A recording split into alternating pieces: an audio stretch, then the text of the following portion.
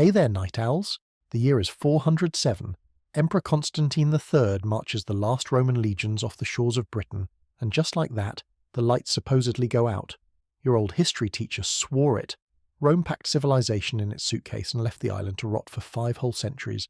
Empty towns, fields gone to weeds, and a bunch of folks who forgot how to do anything except wait for a king named Arthur to save the day. Welcome to the so-called Dark Ages. But here is the plot twist nobody handed you in school. What if the lights never went out? Archaeologist Francis Pryor says when Rome left, Britain didn't crumble, it flared up brighter than ever, and tonight we're not taking anyone's word for it. No dusty legends, no royal fan fiction. We let the real witnesses talk.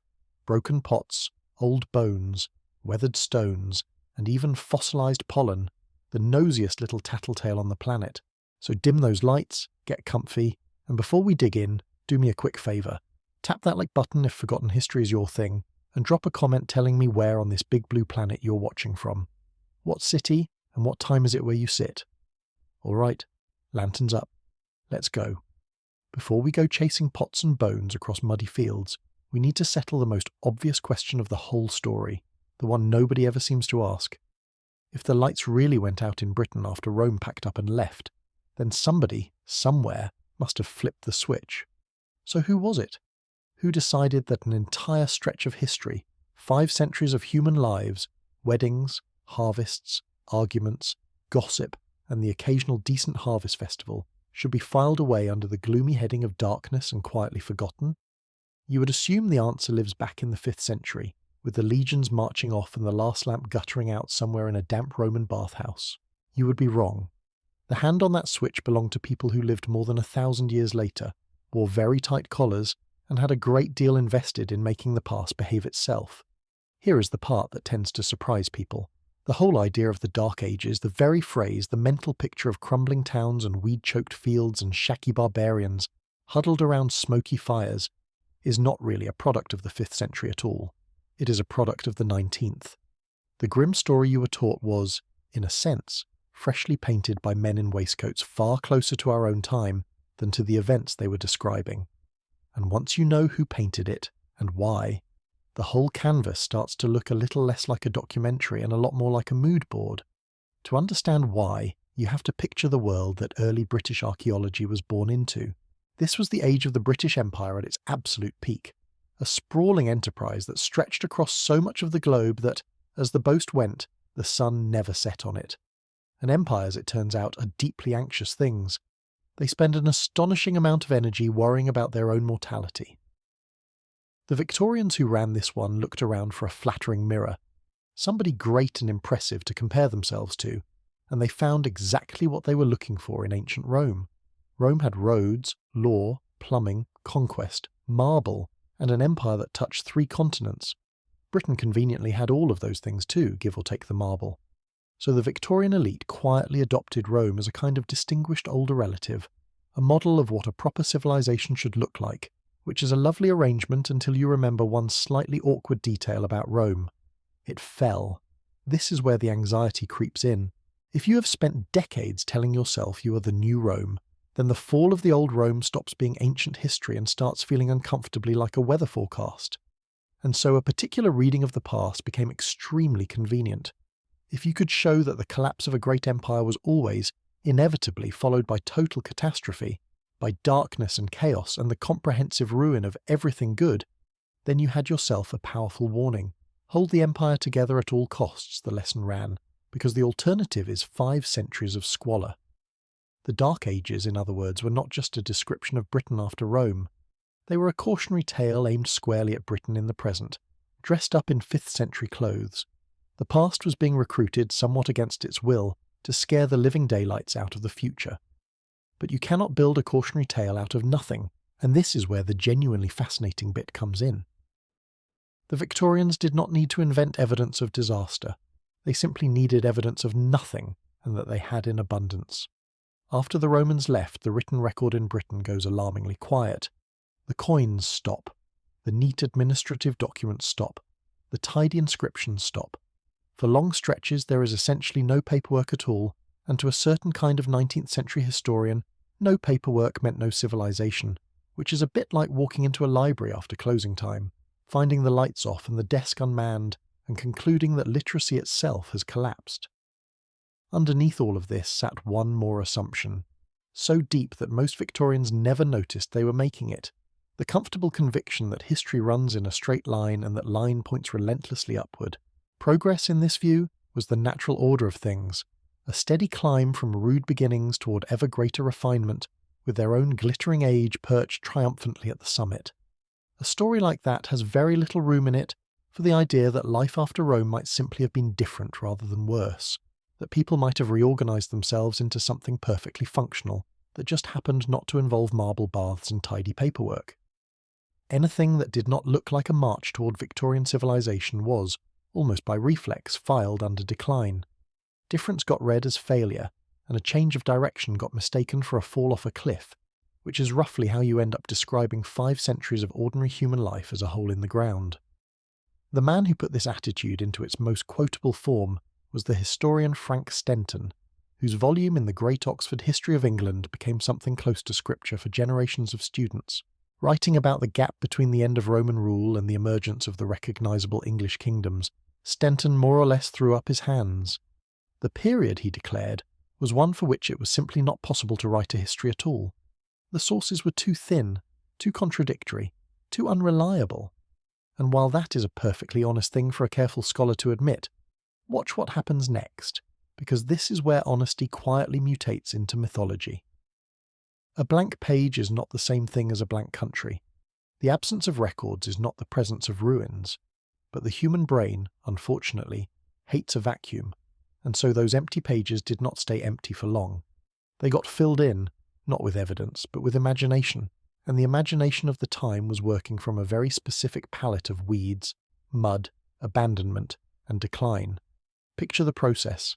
A historian opens the book of the 5th century, finds the pages stubbornly blank, and rather than writing nothing across them, which would be the cautious move, reaches instead for the most dramatic story available. Cities, the story went, must have emptied out. Fields surely returned to wilderness. The hard-won apparatus of Roman life, the baths and the underfloor heating and the imported tableware, must have rusted and rotted and vanished, leaving the survivors to scratch a miserable living from the dirt while waiting for someone, anyone, to restore a little order. None of this came from a document.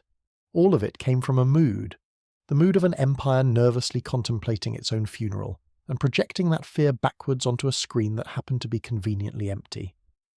And then there is the matter of the hero, because every good gloomy story needs one bright figure to throw the shadows into relief, and Britain had a ready-made candidate waiting in the wings, King Arthur. Now the Arthur most of us carry around in our heads, the round table, the shining armour, the doomed romance, the wizard with the impressive beard, is itself a fairly late confection, polished and embroidered over many centuries. But the Victorians took a particular shine to him, and they reshaped him to fit their own image of moral excellence. In the grand halls of Westminster, in the very House of Lords, Arthur was painted and sculpted and woven into the national story as the embodiment of a set of virtues the Victorians prized enormously. The upright, chivalrous, vaguely Germanic ideals they liked to call Teutonic, all duty and restraint and noble suffering. He became less a 5th century warlord and more a 19th century gentleman in fancy dress, a sort of moral mascot. The point is not that Arthur was made up out of thin air. The point is that the Arthur enshrined in those great halls tells you far more about the men who put him there than about anything that may or may not have happened 1500 years ago. He was, in the most literal sense, a figure of the present wearing the costume of the past. And the Victorians did not keep this reinvented Arthur tucked away in dusty council chambers.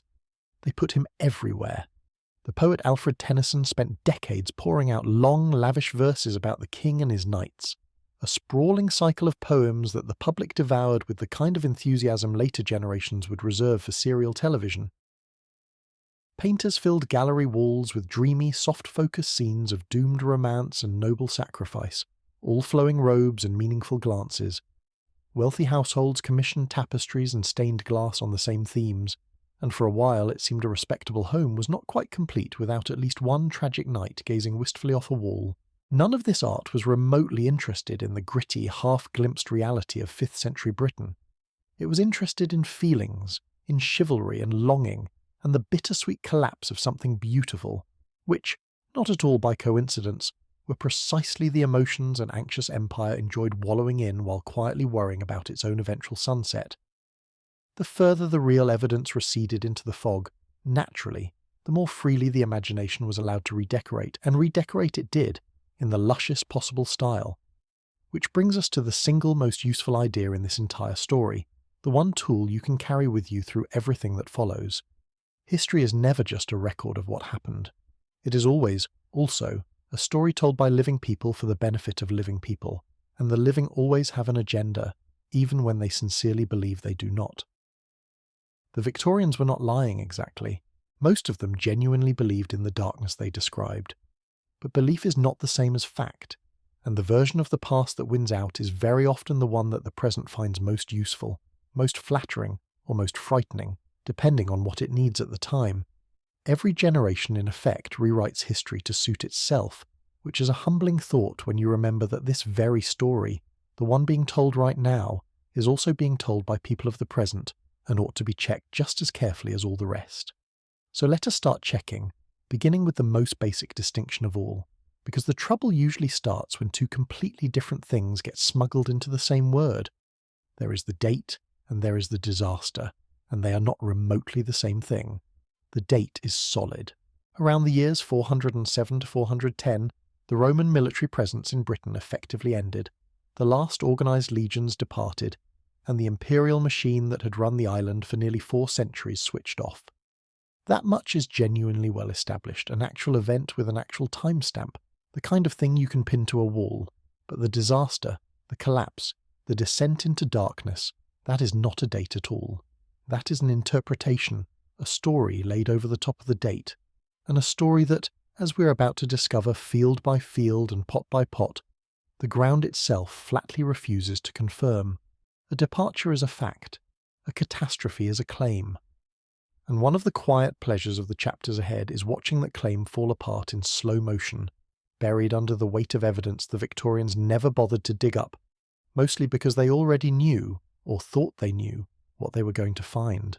That, then, is our frame, the lens we'll hold up to everything from here on. Whenever someone tells you the past was simply one way, ask who benefits from it being told like that, and then go and look at what was actually left in the dirt. And once you start looking, a curious thing happens. It is not only the ending of Roman Britain that turns out to have been quietly rewritten to suit a later audience. The beginning was given exactly the same treatment, only in reverse, and it is just as much of a fairy tale. Because here is the version most of us absorbed somewhere around the age of 9. Rome, the great war machine, the unstoppable juggernaut of disciplined legions and gleaming eagles, descends upon a damp little island full of woad-painted savages and simply crushes them. The mighty civilizer arrives, the primitive natives resist hopelessly, and within a generation the conquerors have generously dragged the locals out of the bushes and into the wonders of straight roads and hot baths whether they wanted them or not. It is a tidy story, with a clear hero and a clear set of helpless extras, and like most tidy stories about the past, it falls apart the moment you start poking at the actual evidence. The conquest of 43 was a great many things, but a tale of brute force flattening the defenceless was not really one of them. Start with the savages, or rather, start by retiring that word entirely, because it does a spectacular amount of damage. Pre-Roman Britain was not a single nation of face-painted primitives waiting to be civilized. It was not a single nation of anything. It was a patchwork, a scattered collection of tribal kingdoms, each with its own ruler, its own territory, its own rivalries, alliances, grudges, and ambitions, and these kingdoms spent a great deal of their time doing what neighbouring kingdoms have always done, which is squabbling with one another over land, status, and the local equivalent of bragging rights. The idea that Rome arrived to find one unified Britain to conquer is roughly as accurate as imagining that a single phone call could put every quarrelsome family in a large neighbourhood on the same page.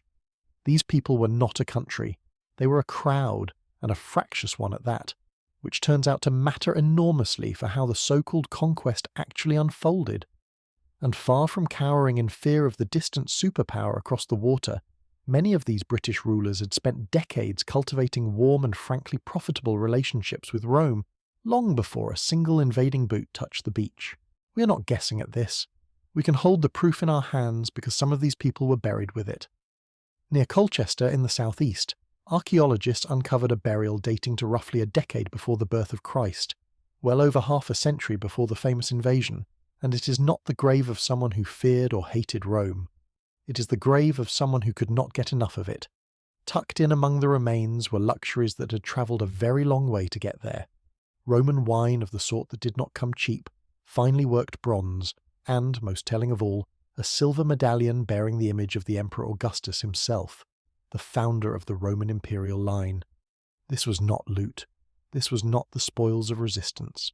This was a status symbol, the ancient British equivalent of a man being buried with the keys to a very expensive imported car, a way of saying to the afterlife and to everyone left behind that here lay somebody important, somebody connected, somebody who did business with the most powerful man alive. The relationship between Britain and Rome, in other words, was not born in 43 with a clash of armies. It had been quietly maturing for generations, lubricated by trade, gifts, and a healthy mutual interest in money. That maturity shows up in a place you might not think to look, on the coins these British rulers minted for themselves. Long before any invasion, several of the southern kingdoms were striking their own coinage, and they were not stamping it with stern Celtic mysticism. They were copying Rome, putting Latin words on the metal, sometimes proudly labelling their kings with the Latin title for king, occasionally borrowing Roman gods and imagery wholesale. A leader who advertises himself in the language of a distant superpower is not a man bracing for war with that superpower.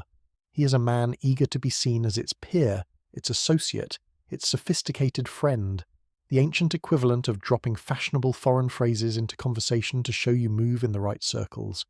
The kingdoms involved had names worth remembering, because they keep reappearing in the story. Verica ruled the Atrebates in the south.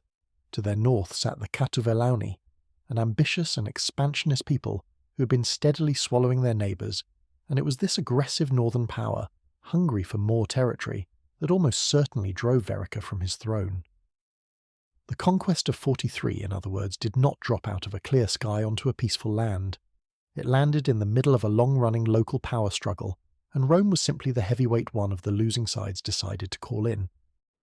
So if Britain and Rome were already on such friendly terms, with wine flowing and medallions changing hands, why did an army ever turn up at all? The answer is gloriously unheroic, and it has nothing to do with Rome bravely deciding to civilize the benighted natives. It has to do with a falling out among the natives themselves and a man who lost. His name was Verica, and he was the king of a people called the Atrebates, who held sway over a chunk of the south. Verica was, by all accounts, one of Rome's friends, a client ruler of exactly the cosy, business-friendly type the Colchester burial represents. The trouble was that Verica had enemies closer to home, rival British kingdoms that were expanding, and at some point these rivals got the upper hand and threw him out of his own lands entirely. Deposed, exiled, and presumably extremely annoyed, Verica did what an ambitious loser with powerful friends has always done. He went and complained to someone bigger. The someone bigger, in this case, was the Emperor Claudius, and the timing could hardly have been better for him.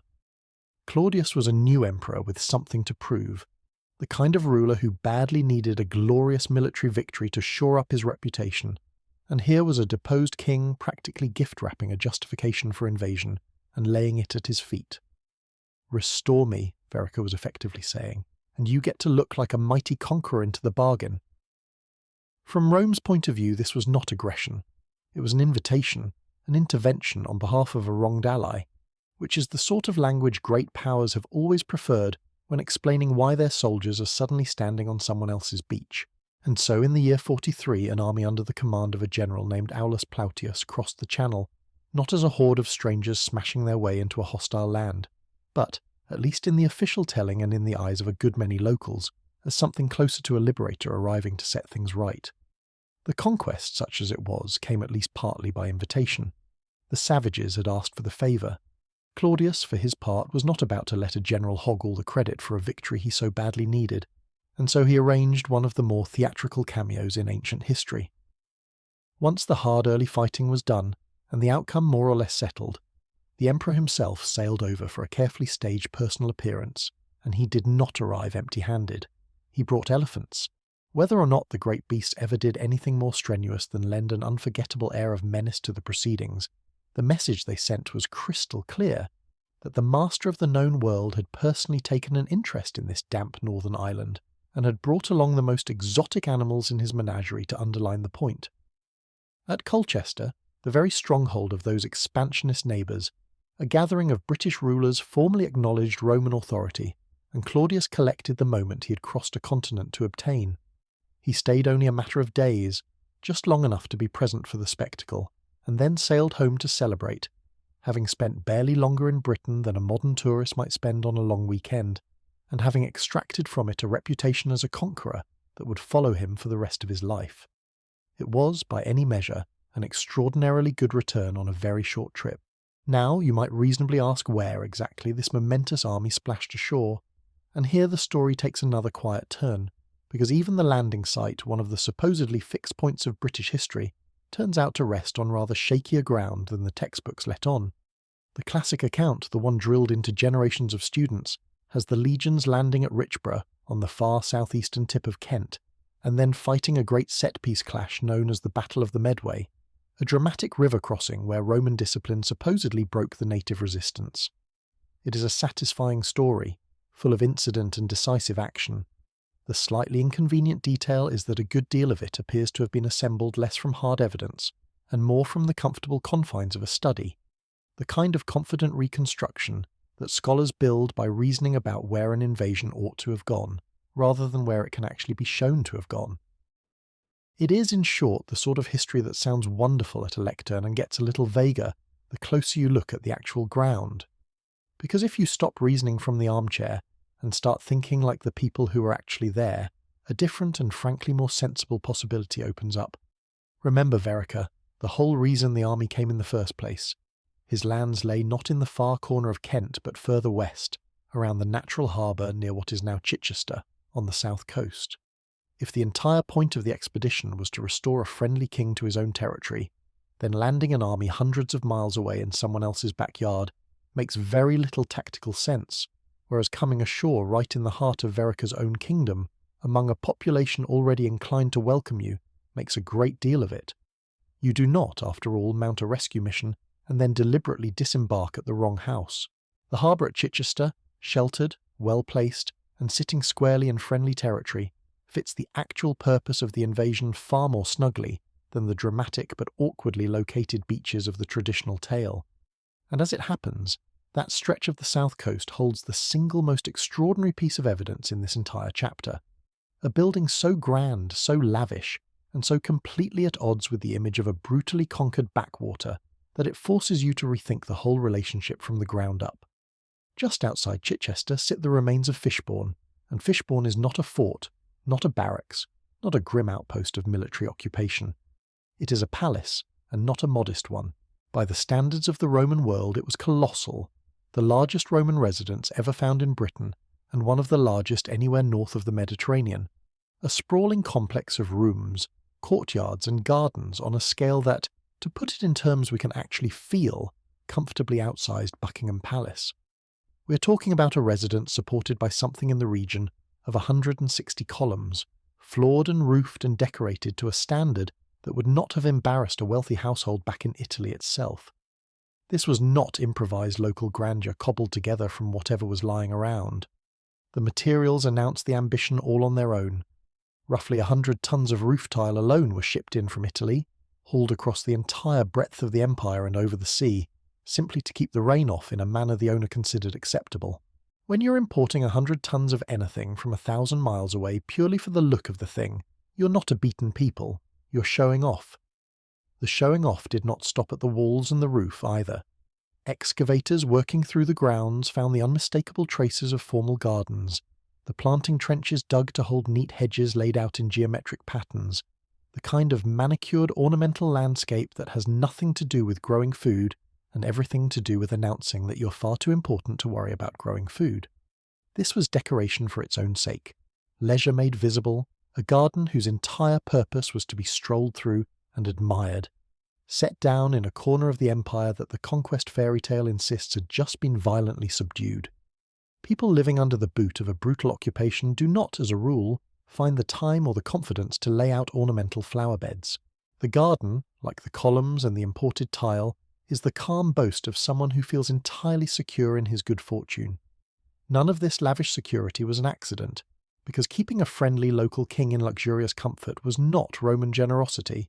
It was Roman strategy, and a famously shrewd one. Garrisoning a restless province with legions was ruinously expensive and endlessly troublesome, whereas a well-rewarded native ruler who governed his own people on Rome's behalf cost almost nothing, and absorbed all the local resentment himself. You handed a cooperative chieftain citizenship, wealth, fine titles, and the means to live like royalty, and in return he kept his people in line and the taxes flowing, a sort of franchise arrangement in which the local manager got rich so long as he kept the parent company happy. Fishbourne is what that arrangement looked like when it was working beautifully, the gleaming reward handed to a man who had read the political weather correctly and bet everything on the winning side. So who lived in this monument to conspicuous consumption, this country house grander than anything most Romans back home would ever set foot in?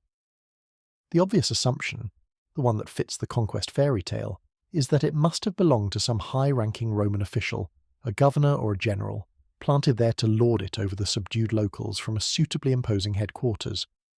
But the evidence points somewhere far more interesting. Among the finds recovered from the site is a gold ring, and an inscription on it preserves a name, Tiberius Claudius Catuarus, a name that tells a small but revealing story all by itself. The first two parts, Tiberius Claudius, are thoroughly Roman, the kind of imperial names a man would take on when he became a Roman citizen, very often borrowed from the emperor who granted him the honour. But the last part, Catuarus, is unmistakably native, a good solid British name. Here, in a single ring, is the whole arrangement in miniature, a local man who had become a Roman citizen without ceasing to be a Briton, wearing both identities at once on his own hand. Alongside such finds came the sort of refined ornament you would expect in a thoroughly cultured household, including a delicate marble bust of a child, the sort of sentimental luxury that speaks of a settled, wealthy family rather than a temporary military posting. Put it all together, and the most persuasive answer is that the master of Fishbourne was not a Roman administrator at all, but a Briton, a local ruler raised up and richly rewarded for his loyalty, a client king of the realm. The name most often connected with this glittering household is Togodumnus, a native British leader who threw in his lot with Rome and was repaid on a truly spectacular scale, given the wealth, the citizenship, and the architectural means to live like an emperor in his own homeland. And once you see Fishbourne in that light, its whole meaning flips inside out. It stops being a symbol of Roman boots on British necks and becomes something far more telling, a monument not to conquest but to collaboration, to the comfortable, profitable partnership between Rome and the native elite who were only too happy to come aboard. It is the architectural equivalent of that Colchester medallion, the same message written in 160 columns instead of a single silver disc, the proud declaration of a local power broker who had bet on Rome and won big, which leaves the old playground story of plucky natives crushed by ruthless invaders looking rather threadbare. The reality is so much stranger and more human. A divided land of squabbling kingdoms, some of them Rome's eager trading partners for generations. A deposed king begging a foreign emperor for help. An invasion that arrived, at least in part, as a favour to a friend. And in its wake, not a subjugated wasteland, but a native aristocrat living in a palace stuffed with imported luxury, wearing his Roman citizenship and his British name with equal pride. Rome did not so much smash its way into Britain as get invited in, talked up, and made comfortable by the very people it is supposed to have flattened, and the grandest building in the whole country stands as a 100-ton monument to that awkward truth.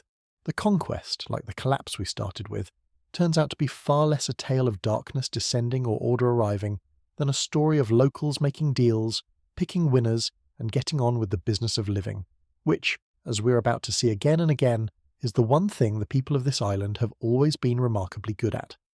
That same talent for absorbing rather than discarding shows up nowhere more clearly than in the one corner of life you might expect a conquering empire to trample hardest, which is religion.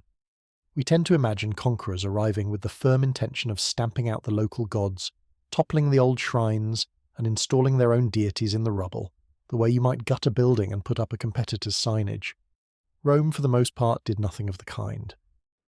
Rome looked at the gods it found in Britain, and, with the cool pragmatism of a corporation eyeing a profitable rival, decided not to destroy them but to take them over, rebrand them, and quietly fold them into the family.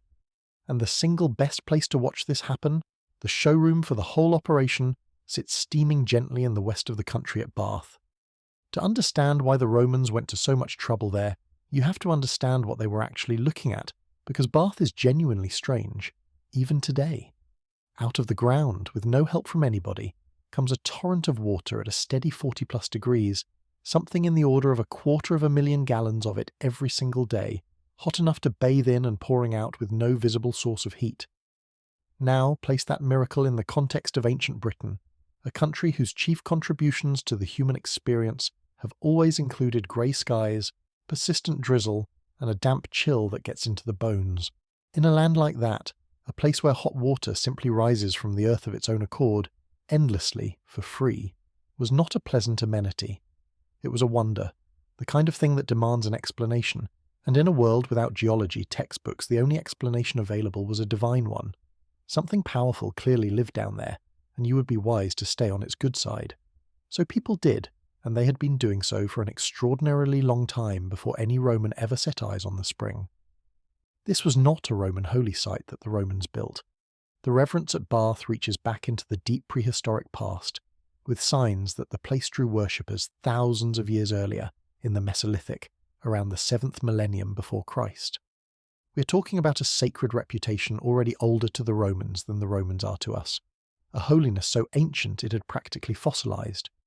By the time the legions arrived, this was not a fresh opportunity to plant a flag.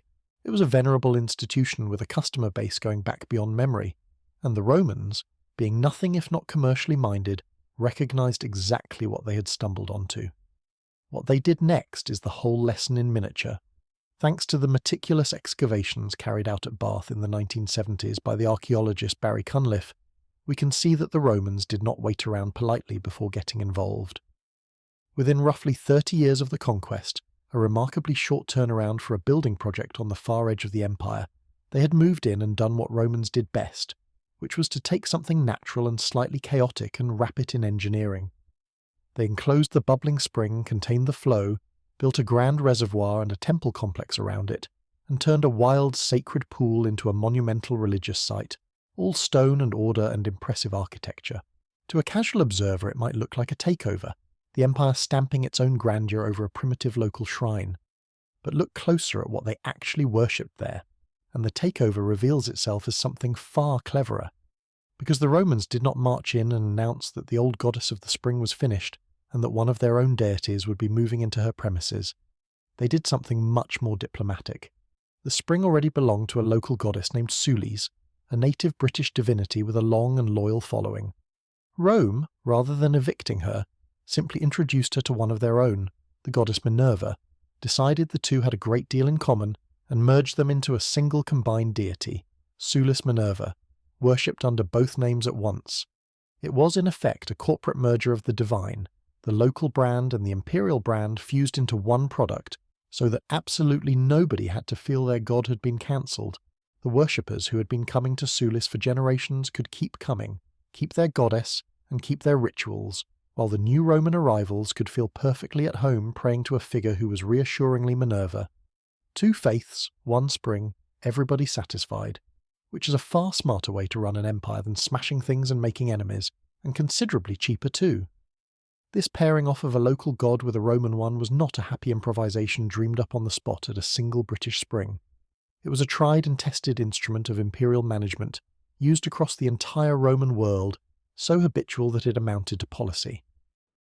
Wherever the empire spread, its administrators would size up the gods they encountered, decide which member of their own crowded pantheon each one most resembled, and quietly file the local deity under that familiar Roman name, the way a global company entering a new market rebrands a beloved regional product, rather than trying to wipe it out. A god of war here, a goddess of healing there, each one matched to its nearest Roman counterpart and absorbed without fuss. The combined goddess of the Western Spring is simply the clearest and best preserved British example of a technique Rome practiced from one end of its territory to the other, and it worked precisely because it asked nobody to give anything up. You did not lose your god. You merely discovered, to your apparent relief, that your god had been a Roman one all along. The blending went deeper than the name. The decoration of the temple itself carried meanings that ran straight back into the older British way of seeing the world. The great pediment and the imagery around the sacred complex set divine figures in deliberate pairs and oppositions, a goddess associated with the moon and a god associated with the sun placed in balance with one another. This was not random ornament. It echoed something the people of the island had felt for a very long time, a sense that the world ran on the balance of opposites, the feminine set against the masculine, the cold against the heat, the north against the south, the moon against the sun, each needing the other to keep things in their proper order. The Romans, with their flair for presentation, gave this ancient instinct a polished classical face, but the instinct itself was homegrown, and they had the good sense not to argue with it. They wrapped the old idea in new marble and let it carry on doing its job. Anyone who has stood before the surviving stonework of that temple knows the most arresting piece of it. A great carved face that once glared out from high on the pediment, fierce and wide-eyed, framed by a wild mane of hair and beard that seems to writhe outward like flames, or like water, or perhaps deliberately like both at once. Scholars have argued about that face for well over a century and never quite settled it, which is rather the point. It carries the swept-back ferocity the classical world gave to certain terrifying mythological figures, yet it is unmistakably male, sun-like, and watery all at the same time, the very embodiment of those balanced opposites the temple was built to honour. It is, in stone, exactly the thing this whole site represents. A classical Roman technique pressed into the service of a thoroughly British idea, the two so thoroughly fused that even now nobody can fully untangle where one ends and the other begins. Whoever carved it was not copying a manual. They were translating something local into a language the wider empire could read. Around this sacred core the Romans built something that blurred the line between temple and resort, because they were never ones to let a perfectly good miracle go unmonetized. Beside the spring rose a complex of bathing halls fed by the hot water. Great pools lined with sheets of lead to hold the warmth, fed and drained by plumbing so well made that parts of it still carry water to this day, well over a millennium and a half after the engineers who laid it down went to their graves. The place became a destination, a draw for visitors from across the province and beyond, people who came partly to worship and partly to soak their aching joints in the only naturally hot water in the country. Pilgrimage and spa break rolled into one, which is a combination the modern wellness industry likes to imagine it invented and very much did not. They came hoping to be healed, to be blessed, to be seen, and to enjoy a genuinely warm bath in a land that offered preciously few of them. And while they were there, in the steam and the prayer and the gentle social bustle, they did what visitors to a holy place have always done. They left something behind for the goddess. And then there is the water itself, which had one final trick that no amount of theology could have improved upon. The spring at Bath is rich in iron, and where that water met the dark mud and stone around the source, it stained everything a deep rusty red. Imagine standing there in the steam, watching hot water surge up from the depths of the earth, and seeing the ground around it turn the unmistakable colour of blood. To an ancient worshipper this was not a quaint mineral curiosity. It looked for all the world as though the earth itself was bleeding, as though the spring were a living wound in the body of the world from which warmth and water poured eternally. You could scarcely design a more powerful advertisement for the sacredness of a place. The site did the work of convincing people all by itself, and the priests, one imagines, hardly had to lift a finger. We do, of course, now know the rather less dramatic truth about where all the hot water comes from, and it is worth a brief pause simply for the contrast. The rain that falls on the surrounding hills soaks down through the rock to enormous depths, where the heat of the earth itself warms it over a span of thousands of years, before pressure drives it back up to the surface, picking up its load of minerals and iron along the way. So the water steaming out of the ground at Bath today is, in a sense, rainfall that landed back when people were still depositing offerings in the spring, finally completing its slow underground journey. Knowing the plumbing, unfortunately, does very little to dispel the magic. Stand beside that surging hot spring on a cold grey morning, watch the steam rise and the red stain spread, and try telling yourself it is merely heated rainwater on a long commute. The ancient worshippers, lacking the textbook, simply trusted their eyes, and their eyes told them they were standing at the edge of something alive. People did not come to a place like that empty-handed, And here we arrive at a habit that is going to matter enormously in a moment. Worshippers at the spring gave things to the water. They dropped offerings into it, coins by the thousand, small valuables, personal items, anything that might please the goddess or carry a prayer down to her. Some of what went in was darker in spirit. Little written pleas asking the goddess to punish whoever had wronged the giver. The ancient equivalent of leaving a furious review and trusting the management to handle it. These were scratched onto thin sheets of metal and dropped into the water as petitions, and the surviving examples are oddly endearing in their pettiness. The grievances they record are not the stuff of epic poetry. They are complaints about stolen cloaks, pilfered coins, missing bath towels, and the everyday thefts that plagued anyone foolish enough to leave their belongings unattended while soaking, each one demanding that the goddess track down the culprit and visit some satisfying misfortune upon them. It is a strangely comforting glimpse of human nature, the discovery that 2,000 years ago people were already convinced the universe ought to take a personal interest in the recovery of their stolen towels. But behind the small-mindedness sat a serious conviction. The underlying logic was always the same. The water was a doorway to the divine, and the way you reached through that doorway was to give something precious to it, to let it sink out of human hands and into the keeping of the powers below. Hold on to that idea. The deliberate gift dropped into sacred water, because we are about to find it again, on a far grander and far more famous scale, with a blade instead of a coin. There is a fitting postscript to the spring itself, because Bath shows us in one place what happened to so much of Roman Britain after the legion sailed off. The elaborate engineering did not last forever. Without the empire to maintain the drains and tend the masonry, the great bathing complex gradually clogged, flooded, and slid into disrepair, the neat pools choking with mud and the proud halls falling quiet. To a casual eye that looks like exactly the decline the gloomy textbooks promised, but the sacredness, the thing that had drawn people there for thousands of years, did not drain away with the bathwater. The site stayed holy.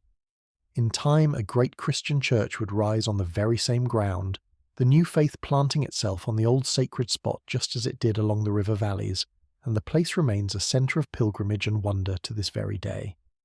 The plumbing failed, the holiness did not, and that distinction between the machinery that needed Rome and the belief that never did is the whole point. The conclusion to draw from Bath is the one that quietly undermines the whole legend of darkness. Rome did not erase the spiritual map of Britain, it inherited it. The empire took possession of the island's sacred geography, its holy springs and revered places, and rather than wiping them out, it occupied them, renamed them, and dressed them up, leaving the underlying devotion fully intact beneath the new architecture. The gods of Britain were not killed. They were given Roman surnames and a better building, and they carried on, which means that when Rome eventually withdrew, as we know it did, the sacredness it had borrowed did not pack up and leave with the legions. It had been there long before them, and it would outlast them, and that stubborn persistence is exactly what turns a forgotten ritual into the most beloved legend in British history. To see that happen, we have to leave the warm steam of Bath and head east, to the flat, watery country of Lincolnshire, and to a discovery that reaches back even further into the strange relationship between this island and its rivers. The habit of giving things to water, the one we just watched at the spring, was not a local peculiarity of one hot pool in the west. It was ancient, it was widespread, and in some places it was practiced not with coins but with weapons, which is where the story of a certain very famous sword actually begins, long before anyone dreamed up the king who would one day be said to carry it. In 1981, in the valley of the River Witham, archaeologists uncovered the remains of a wooden causeway, a built timber walkway running out across the wet ground toward the water, and this was no recent garden path. The structure was more than 2,000 years old, but the truly arresting part was not the causeway itself. It was what lay scattered along and around it, because the mud had been hiding a small arsenal. Dozens of swords and spears had been recovered from the valley, weapons that had ended up in the water and stayed there, swallowed by the soft ground and preserved for millennia. And these were only the latest additions to a haul that had been accumulating in the records for a very long time, because the wet, boggy fenlands of this part of England have a remarkable talent for keeping things, sealing organic material away from the air that would normally rot it to nothing. The story of how all this came to light owes a surprising amount to drainage, of all the unromantic subjects. From the late 18th century, as the great wet fens of eastern England were being systematically drained and converted into farmland, The digging began turning up objects, and fortunately for us somebody was paying attention. The naturalist Joseph Banks, a man with the resources and the curiosity to care, gave instructions that finds emerging from the drainage work should be saved rather than tossed aside as junk, and thanks in part to that early foresight, the fens have since yielded hundreds of objects, a span of human deposits running all the way from the deep prehistoric past right up to the 14th century. That is an astonishing range. We are not looking at a single event or a one-off accident, somebody's unlucky day with a dropped sword. We are looking at a practice that went on and on, generation after generation, century after century, an unbroken tradition of putting precious things into the water deliberately over a stretch of time so long it defies easy comprehension. It also helps to understand just how the wet ground managed to hand all this back to us in the first place, because under normal circumstances metal corrodes, wood rots, and the past quietly dissolves into the soil.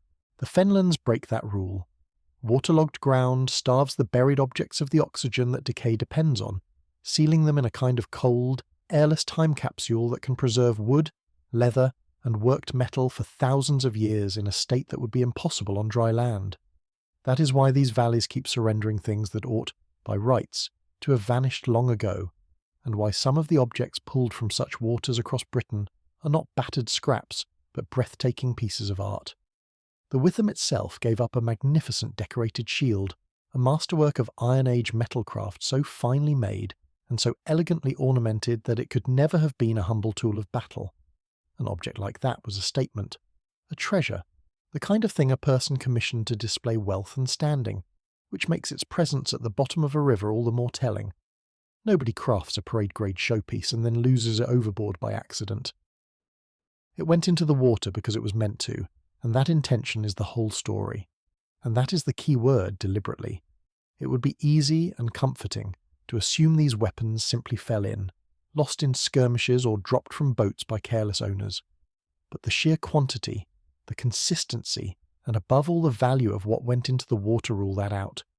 Nobody loses dozens of fine swords by accident in the same stretch of river over centuries. These were offerings, given on purpose, and the logic behind them is the same one we met at the spring, only intensified. To give a weapon to the water was not to throw it away. It was to return it, to hand the most valuable and the most personal object a person could own into the keeping of the powers that lived beneath the surface. A sword was not loose change. It represented enormous labour, real wealth, status, and very likely the identity of the warrior who carried it. To surrender something like that to the depths was an act of profound seriousness, the ultimate gift, and the people of this island made that gift again and again for thousands of years. Nor was this the private obsession of one damp Lincolnshire valley. The same instinct turns up wherever the ground in Britain holds water and gives back its secrets. Rivers across the country have surrendered weapons and fine metalwork in startling numbers, and one of the most spectacular hauls of all came from a small, unremarkable stretch of water on the island of Anglesey, far away in the northwest, where a wartime project to extend an airfield disturbed the boggy ground and brought up a treasure trove of the Iron Age. Out of that one modest pool came a great mass of deposited objects, swords and spearheads, fittings from chariots, ornaments, and the iron chains used to bind captives, a whole inventory of the most valuable and the most meaningful things a community could possess, all given over to the water in the same spirit as the swords of the Witham. When the identical practice appears at opposite ends of the country, carried out by people who never met and may never even have heard of one another, you're no longer looking at a local quirk. You're looking at a shared way of understanding the world, a belief that ran through the whole island and across the water into the wider ancient world beyond. The conviction that the surface of a pool was a frontier, and that the proper way to honour the powers on the far side was to send your finest things across it. There is an idea here, suggested by the archaeologist Francis Pryor, that pulls this practice into even sharper and more haunting focus, and it has to do with how these weapons were made in the first place. Think about the casting of a blade in the Age of Bronze. Molten metal, glowing and liquid, is poured into a mould of stone or clay and left to cool, and when it has set hard, the finished sword is drawn out of that mould, lifted out of the very stone that shaped it. Pull a sword from a stone. Read that again and let it land, because the most famous image in the entire Arthurian legend, the blade drawn from the rock that marks out the true king, may be nothing more or less than a distant memory of the foundry, a poetic echo of the genuinely magical seeming process by which ancient smiths conjured gleaming weapons out of solid stone. The sword in the stone was not invented by medieval romancers out of thin air. It may be the folk memory of a workshop dressed up over the centuries into a miracle. It helps to remember just how uncanny the work of a smith genuinely was to the people of that age. Most crafts you could more or less understand by watching them, but metalworking looked like sorcery. A person took dull lumps of rock and earth, subjected them to roaring heat, and out of that violence drew shining, ringing, deadly blades that could outlast the men who wielded them. To a community with no notion of chemistry, the smith was not a tradesman. He was something closer to a magician, a figure who commanded fire and transformation, and stood with 1 foot in the ordinary world and 1 foot somewhere stranger, which is exactly why the makers of legend so often gave their enchanted weapons mysterious or otherworldly origins. And the same instinct that made fire and forge feel like a threshold made water feel like one too. Springs, rivers, lakes, and bogs were the places where the solid world gave way to something you could not walk on, and could not see the bottom of, edges between the known and the unknown. Giving a treasure to such a place was not discarding it into mud.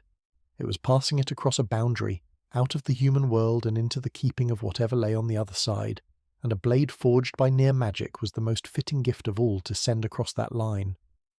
And crucially, the arrival of Rome did not interrupt any of this.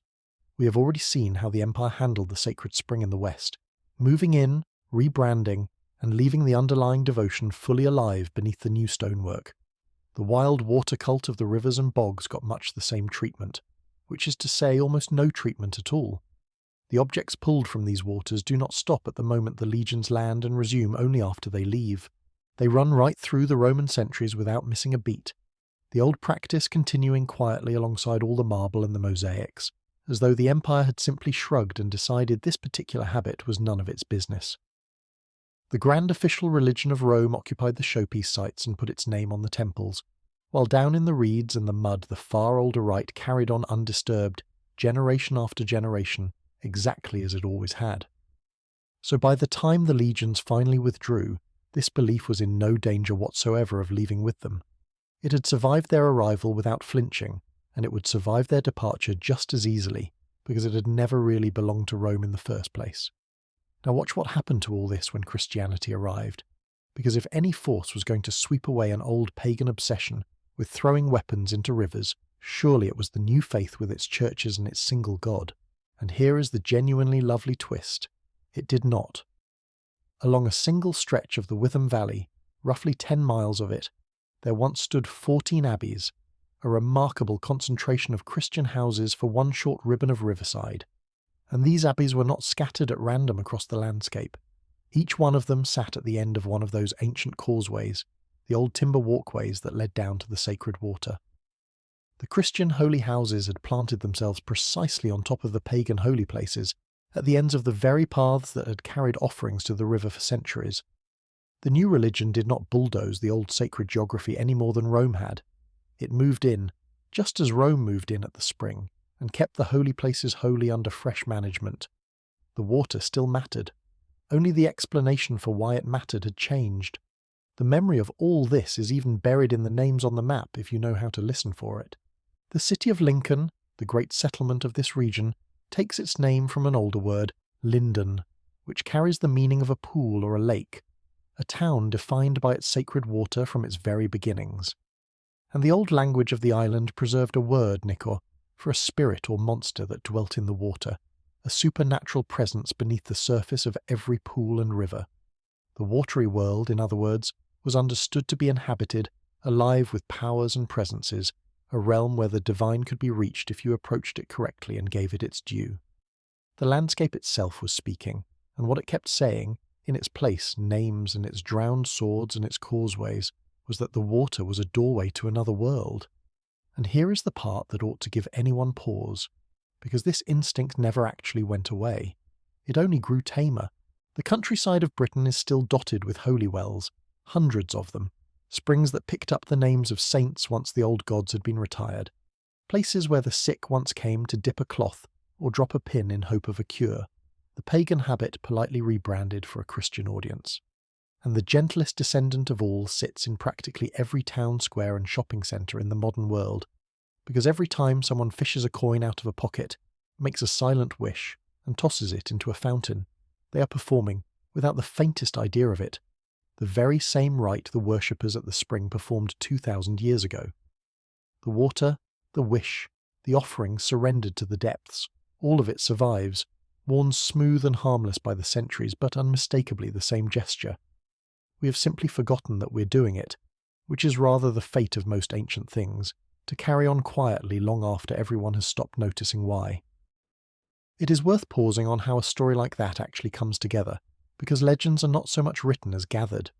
Over the long centuries, the deep folk memories we have been tracing, the blade drawn from the stone of its mould, the precious weapon owed back to the depths, the pool as a threshold to another world, did not simply evaporate once people lost the ability to explain where they came from.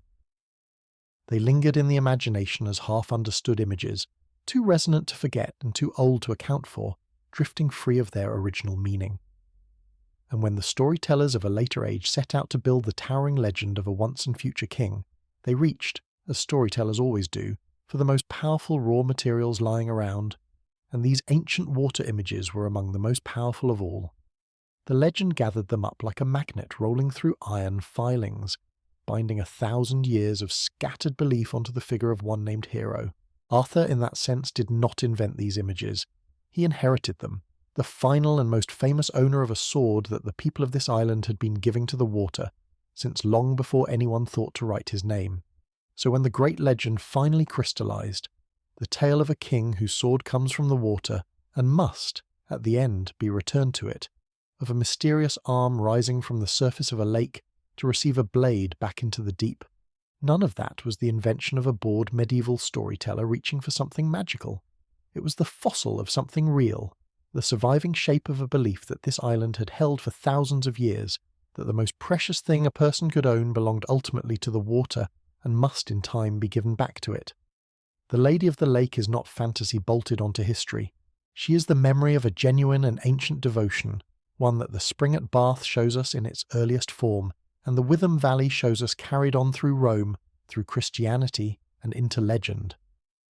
The sword given to the water is older than Arthur, older than Rome, older very nearly than anything else in the story, and it survived every change of empire and every change of faith for one simple reason. The people of this island never stopped believing the water was listening, and on that point at least the legend tells the plain truth. The old water religion was one faith among many, ancient and stubborn and perfectly capable of looking after itself. But while it carried on quietly down in the reeds, a brand new religion was sweeping across the entire Roman world, and the comforting story that Britain sat out on the damp edge of things, ignored and abandoned while the great dramas of history happened somewhere warmer, falls apart the moment you look at where this new faith took root. Far from being left out, Britain was very nearly at the centre of the action, and the religious upheaval that followed was not some quiet provincial affair. It was a full-blown convulsion of the kind that shakes empires, and the island felt every tremor of it. To see just how central Britain was, you only have to go to the city the Romans called Eboracum, which we know today as York. In the year 306, in that very city, a soldier named Constantine was hailed as emperor by the troops, and this was no minor backwater promotion soon forgotten. This was Constantine the Great, the man who would go on to reshape the entire spiritual life of the Roman world by throwing the weight of the empire behind Christianity, taking it from a persecuted minority faith to the favoured religion of the most powerful state on earth. And the place where his road to power began, the spot where the soldiers first put the imperial title on him, was a city in northern Britain. So when people tell you the island was a forgotten margin, where nothing of consequence ever happened, you may gently remind them that the emperor who Christianized Rome was proclaimed on British soil. That is not the resume of an afterthought. It is worth dwelling on just how that moment came about, because the circumstances make Britain's place at the heart of things even harder to wave away. Constantine had come to the province with his father, who was himself one of the senior rulers of the empire, and it was at York that the father fell ill and died. In the raw, dangerous politics of the late Roman world, the death of an emperor was the cue for everyone with ambitions to start sharpening them, and the army stationed in Britain wasted no time in acclaiming the dead man's son as his successor on the spot. So the launching pad for one of the most consequential reigns in all of European history was a fortress city in the north of England, not some glittering palace in the Mediterranean sun. From that British beginning, Constantine fought his way to sole power and then used it to transform Christianity's fortunes utterly, granting it official toleration and lending it the prestige of the throne, before calling the great councils that would hammer out what Christians were actually supposed to believe. The faith that would define the next 1,000 years of Europe got its decisive political boost from a man the British legions had made, which is a rather large thing to have happen in a province we are repeatedly told nobody cared about. The ordinary people of the province took up the new faith too, and we can prove it because they left their mark in a wonderfully tangible form.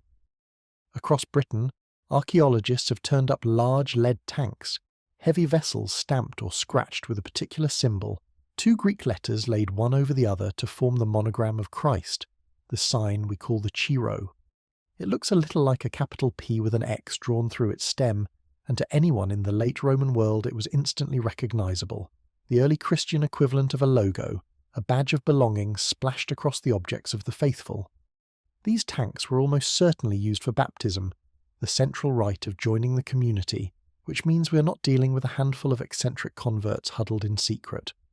We're dealing with organised congregations, with people who needed proper equipment for their ceremonies, and who advertised their allegiance openly on the metalwork. Christianity in Britain was not a rumour. It had plumbing, congregations, and the everyday hardware of a faith that had settled in to stay. Higher up the social ladder, the wealthy embraced the new religion as well, though in a manner that can only be described as keeping their options open. The great country estates of Roman Britain, the villas, were the homes of an elite who had grown comfortable and cultured, and some of them were spectacularly grand. Take Chedworth, which counts among the 10 richest houses ever found in the province, a sprawling residence with a single corridor running close to 80 metres, long enough that you would want a good reason before walking from one end to the other. Or take Lullingstone, another fine villa, where the spiritual arrangements of the owners are preserved in a way that tells you everything about the religious mood of the age. Because in these houses the brand new faith of Christ did not sweep away the old gods and heroes of classical mythology. It moved in alongside them. The same household that maintained a Christian place of worship would decorate its floors with scenes from pagan legend, the 2 belief systems coexisting under one expensive roof. This was not confusion or hypocrisy, so much as a sensible reluctance to put all of one's eternal eggs in a single basket. When you're unsure which version of the afterlife is the correct one, the prudent move, naturally, is to leave the door open to both. Lullingstone makes this hedging spectacularly literal, because the layering of beliefs there was not just side by side, but stacked one on top of the other. In the same house, on an upper level, the owners maintained a Christian room decorated with painted figures standing with their arms raised in prayer and marked with the sign of Christ, a genuine little house of worship built into a private home, and below it, on a lower level, sat an older shrine of an entirely different character, devoted to the watery spirits of the classical world, the kind of damp, mysterious cult we have already met in this island's long love affair with springs and pools. So under one roof you had the new faith literally sitting on top of the old, the family apparently content to keep both in working order, just in case. It is the architecture of someone who has read the spiritual fine print very carefully and concluded that the wisest policy is full coverage. One imagines the household moving between the two with the unbothered ease of people who saw no reason to cancel a perfectly good insurance policy, simply because they had taken out a new one. And here is where it gets genuinely strange and fascinating, because the imagery on some of these villa floors is not the straightforward Christianity you might expect. The archaeologist Dominic Perring, studying the elaborate mosaics, has argued that what we are looking at is something far more mystical and secretive than ordinary worship, a strand of thought known as Gnosticism. Now, Gnosticism is one of those ideas that takes a moment to get your head around, so let's keep it simple. At its heart sat the conviction that the physical world, this world of bodies and matter and everyday life, was not a good creation at all, but a kind of prison, a trap into which the soul had fallen and from which it longed to escape. Salvation, in this view, came not through ordinary faith but through gnosis, through secret knowledge, a hidden understanding available only to initiates, the spiritual equivalent of a members-only club with a very exclusive door policy. And the way you signalled these ideas, to those who could read them, was through coded imagery. Look at the mosaics with that key in hand and the pictures start to speak. A favourite image is a hero mounted on a winged horse, a flying steed soaring up into the sky, the warrior striking down a monster below. To casual eyes it is just a handsome scene from old legend, a bit of classical decoration. But read through the Gnostic lens, it becomes a coded map of the soul's whole journey. The hero representing the spirit, the monster representing the evil and corruption of the material prison, and the winged horse carrying the victorious soul up and away, out of the trap of the world and into immortality. The floor you walked across at dinner was, in effect, a quiet sermon about escaping the flesh, intelligible only to those who'd been let in on the secret. It was theology disguised as interior decorating, which you have to admit is a considerably more interesting use of a mosaic than most of us manage with our flooring today. It is not hard to see why this particular flavour of belief found such a welcome among the wealthy of late Roman Britain, and the reason is almost poignant. Here was a faith built around the idea that the visible material world was a failing trap from which the wise soul longed to escape, and it took hold precisely as the visible material world these people knew, the comfortable, orderly empire that had made their villas and their fortunes possible, was beginning to wobble on its foundations. When the solid certainties of your age start to crack, a spiritual outlook that tells you the physical realm was never your true home in the first place, that the real prize lies in transcending all of it, becomes deeply consoling. The richest and most cultured Britons, the very people with the most to lose as the old order frayed, were drawn to a creed that promised the soul could rise above the wreckage altogether and fly free of a world that was letting them down. Their beautiful coded floors were, in a sense, a quiet form of insurance against the dawning suspicion that the good times were not going to last. And on that particular point their instincts turned out to be uncomfortably accurate. This delicate, secretive, do-it-yourself spirituality flourished for a while, and then the empire decided it had had quite enough of people improvising their own paths to heaven. In the year 380, the imperial authorities came down firmly on the side of a single official version of Christianity, the orthodox, organised, top-down kind, and everything that strayed from it, including the mystical Gnostic strand, was branded as heresy, forbidden and condemned.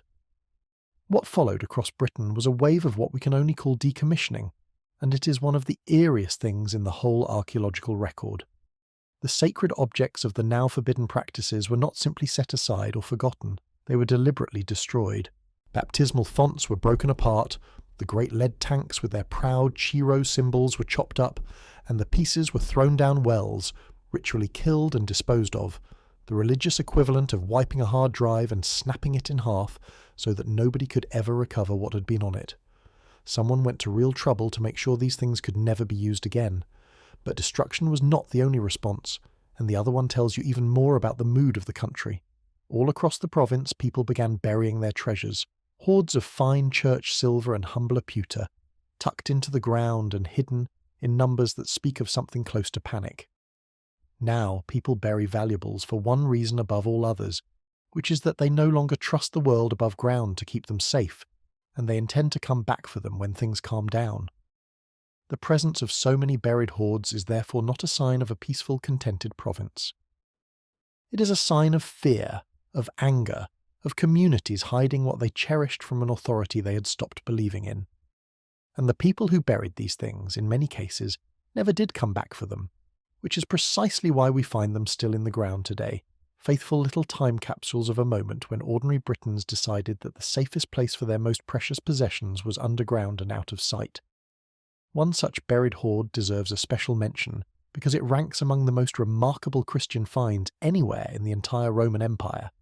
Discovered in the east of England, it was a collection of early church silver, gleaming vessels and delicate votive plaques, thin sheets of silver pledged to God in thanks or in hope, some of them marked with that now familiar monogram of Christ. What makes it so striking is its age and its completeness. A working set of liturgical treasure used by a real congregation, hidden away in the troubled late years of Roman Britain and never reclaimed. This was not the property of a lone believer.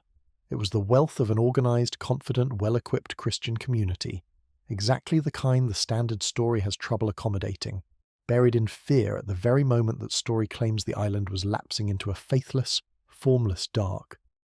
And there is a quiet irony in the disposal of so much of this sacred metal.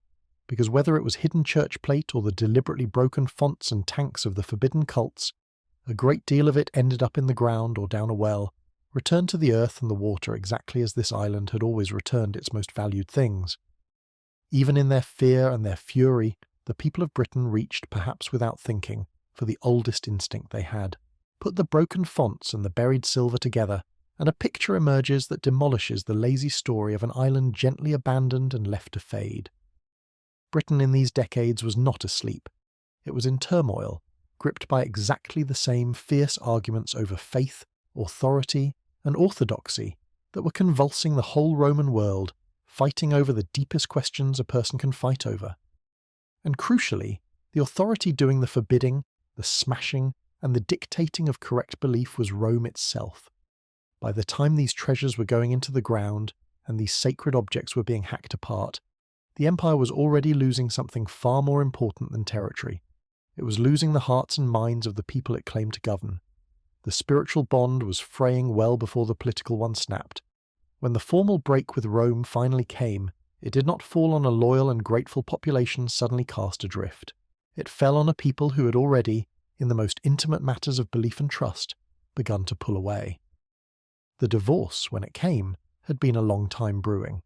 If anything, Britain was not merely caught up in the empire's religious storms, but generating them.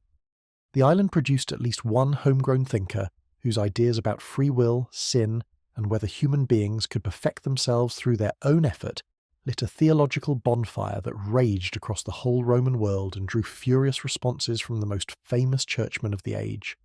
This was not the work of an isolated backward province mumbling half-remembered prayers in the dark.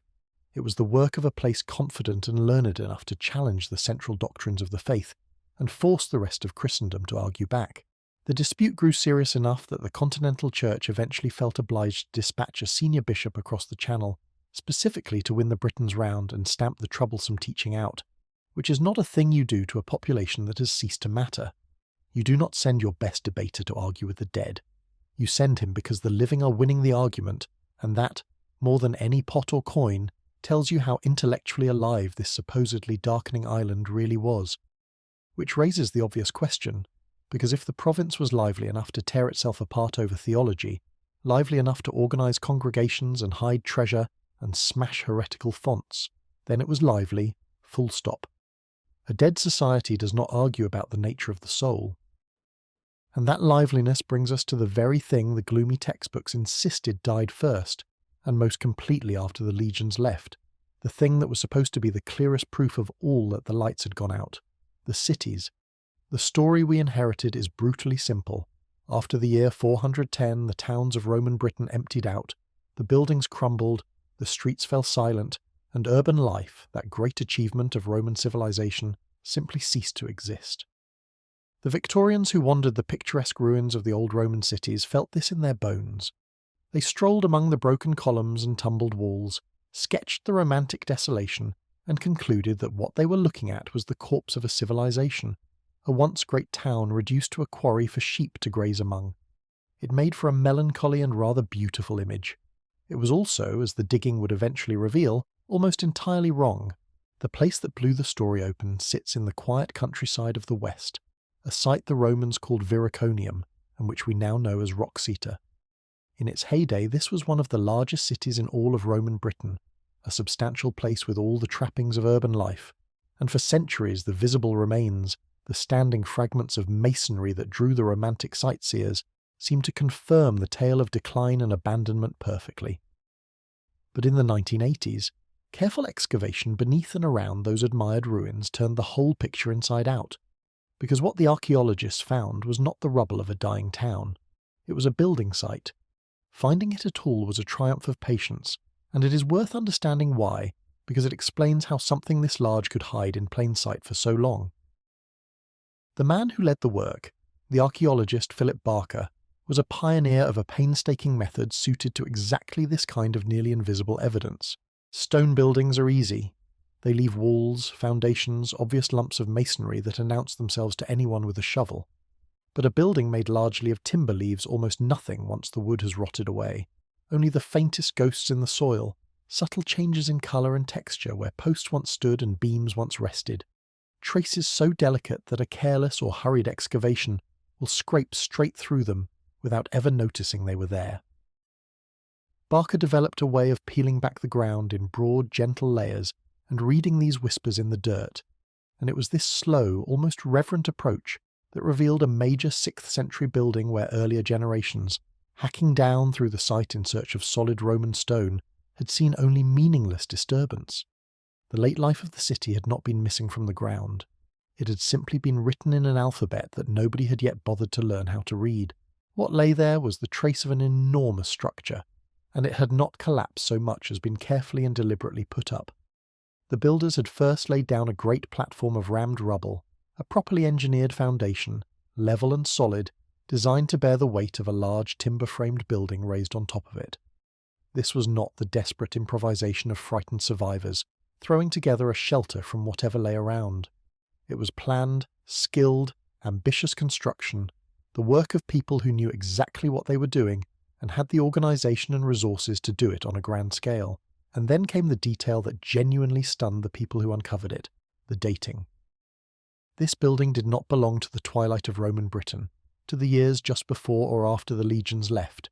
It went up around the years 520 to somewhere near 590 or 600, which is to say a full century after the date the textbooks gave for the official death of Roman Britain. 100 years after the lights were supposed to have gone out, someone in this so-called dead city was commissioning a major expertly built structure. And it was not built in some new, alien style. It was raised using Roman units of measurement, laid out with Roman methods, conceived in a thoroughly Roman way of thinking about space and proportion. Whoever designed it was working from the same mental blueprint a Roman architect would have used, long after Rome itself had ceased to have any say in the matter. This is the part that demands we throw out a cherished assumption, because the obvious question is who on earth was doing this, and the obvious wrong answer is some incoming people who had taken the place over. But the builders of Roxeter were not newcomers. They were not invaders who had wandered in and put up a hall in the ruins. In every sense that matters, they were Romans, by which we mean Romanized Britons, the descendants of the people who had lived Roman lives in this Roman city for generations, and who simply went on being Roman after the empire stopped administering them. They had not forgotten how to build, how to measure, how to plan a town. They had not reverted to anything. They carried the whole civilization forward in their own heads and hands, governing themselves, building for themselves, and living a recognizably urban life in a place that, on paper, was supposed to have ceased existing a century earlier. The city did not die when Rome left. It simply stopped sending Rome the paperwork. As for what this grand late structure actually was, the most persuasive interpretation only deepens the point. This was no barn and no barracks. It appears to have been a substantial, well-appointed residence, a building of real status with wings and covered walkways, the kind of home a person of considerable importance would commission to announce that they mattered. In other words, 6th century Roxeter was not merely surviving. It still had a ruling class, people of wealth and authority who expected to live in a manner befitting their rank, and had the means and the skilled labour to make it happen. Somebody was in charge here. Somebody who thought of themselves in fundamentally Roman terms and wanted a house that said so, governing whatever this community had become in the long aftermath of empire. That is not the profile of a dying settlement clinging to life. It is the profile of a functioning town with a hierarchy, an economy capable of supporting grand projects, and a leadership confident enough to build for the future, all of it humming along 100 years into the supposed silence. So if all this was going on, if there were people laying engineered foundations and raising grand halls deep into the 6th century, why did nobody notice for so long? Why did generations of clever, careful scholars wander these sites and see only death? The answer takes us to York, and to a problem that is less about the past than about the tools we use to read it. The archaeologist Mark Wyman went back to the unglamorous heart of the matter, the broken pottery, and re-examined thousands upon thousands of humble sherds, and in doing so he put his finger on exactly why the 5th century had become a blank. What Wyman did was to give that invisible century back its voice, and he did it through the least glamorous material imaginable. He focused on a coarse, gritty kind of everyday pottery made in the east of Yorkshire, a humble local ware tempered with crushed stone, the sort of unremarkable kitchen crockery that nobody had ever thought to lavish attention on. But by studying it closely, by working out how it changed and where it came from and how it sat in the ground, he was able to demonstrate something that the coin-obsessed approach had completely missed. The potters of the region had carried on making this ware right through the supposed collapse and out the other side. The kilns kept firing, the pots kept being made and used and broken and thrown away, in a steady, unbroken rhythm of ordinary domestic life, exactly as they always had, with no dramatic gap where the catastrophe was meant to have happened. Life in the kitchens of Yorkshire did not skip a beat. There is a neat reason pottery proved a better witness than coins here. A coin is a political object, minted by the state, so when the state falters, the coins falter with it, and their absence reports on the health of the government rather than the people. A cooking pot answers to no emperor. It is made because somebody needs to cook dinner, used until it cracks, and thrown away, and that grubby little cycle carries on no matter who is in charge. So when the coins went quiet, the pots kept right on talking. What makes these two cases so powerful is that they catch the same truth from opposite directions. One is a single spectacular structure, a grand hall that should not exist according to the calendar.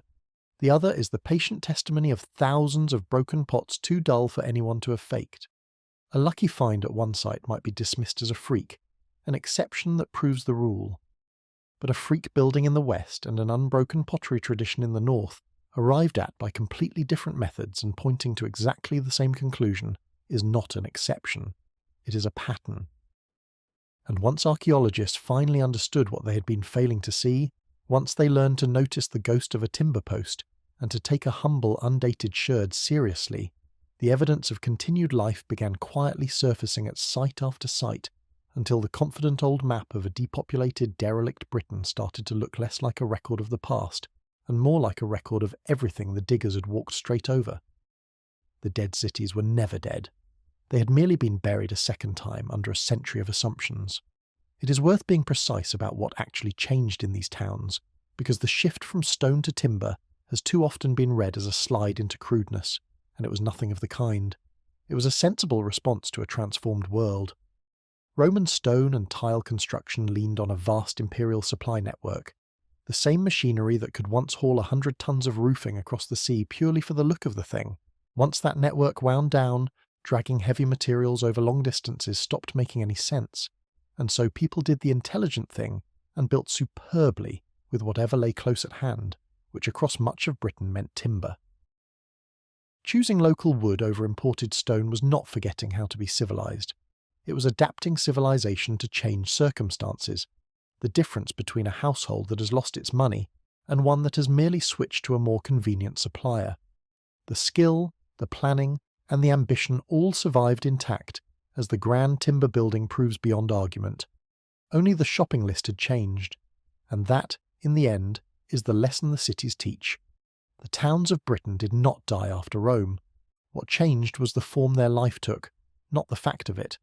The building materials shifted, with timber playing a greater role than stone. The economy changed shape as the coins disappeared and trade reorganized itself. The rhythms of urban life adapted to a world without an empire managing it from afar. But people went on living in these places, building in them, cooking in them, making their pots and raising their halls, getting on with the unglamorous business of existence. The empty, silent, ruined city of the textbooks turns out to have been very largely a trick of the light, an illusion conjured not by the absence of people in the past, but by the absence of coins to date them, and the absence of imagination in those who came looking. The lights in the cities never went out. We had simply lost the means to see them burning, and once you learn to read the broken pots instead of waiting for the coins, the darkness dissolves into a perfectly ordinary, perfectly stubborn, perfectly alive 6th century going calmly about its day. The people who lived through it would have been baffled to learn that later ages had pronounced them extinct, and faintly insulted to discover that the proof of their non-existence was simply that nobody, centuries hence, had thought to look properly. They were there all along, building, cooking, praying and arguing, in towns that never got the memo about their own deaths, and that carried on regardless. A town can keep cooking its dinners and firing its kilns without anyone in particular being in charge, but a province cannot run on stubbornness alone. Sooner or later somebody has to settle disputes, organise defence, decide who owes what to whom, and generally do the unglamorous work of holding a community together. So once the imperial machinery switched off, once the orders and the officials and the money stopped arriving from across the sea, The obvious question is not whether life continued, because we have already watched it do exactly that, but where the power went. Authority does not simply evaporate when the head office closes, it pools somewhere new. And the most interesting thing about post-Roman Britain is that the new power did not drop from the sky in the form of conquering kings, nor get imported by boatloads of strangers. It grew, slowly and locally, out of the one institution best equipped to provide it, which was the army that Rome left behind. To watch this happen, we have to travel to the bleak and beautiful northern frontier, to the great stone barrier that the Emperor Hadrian had thrown across the narrow waste of the island centuries earlier.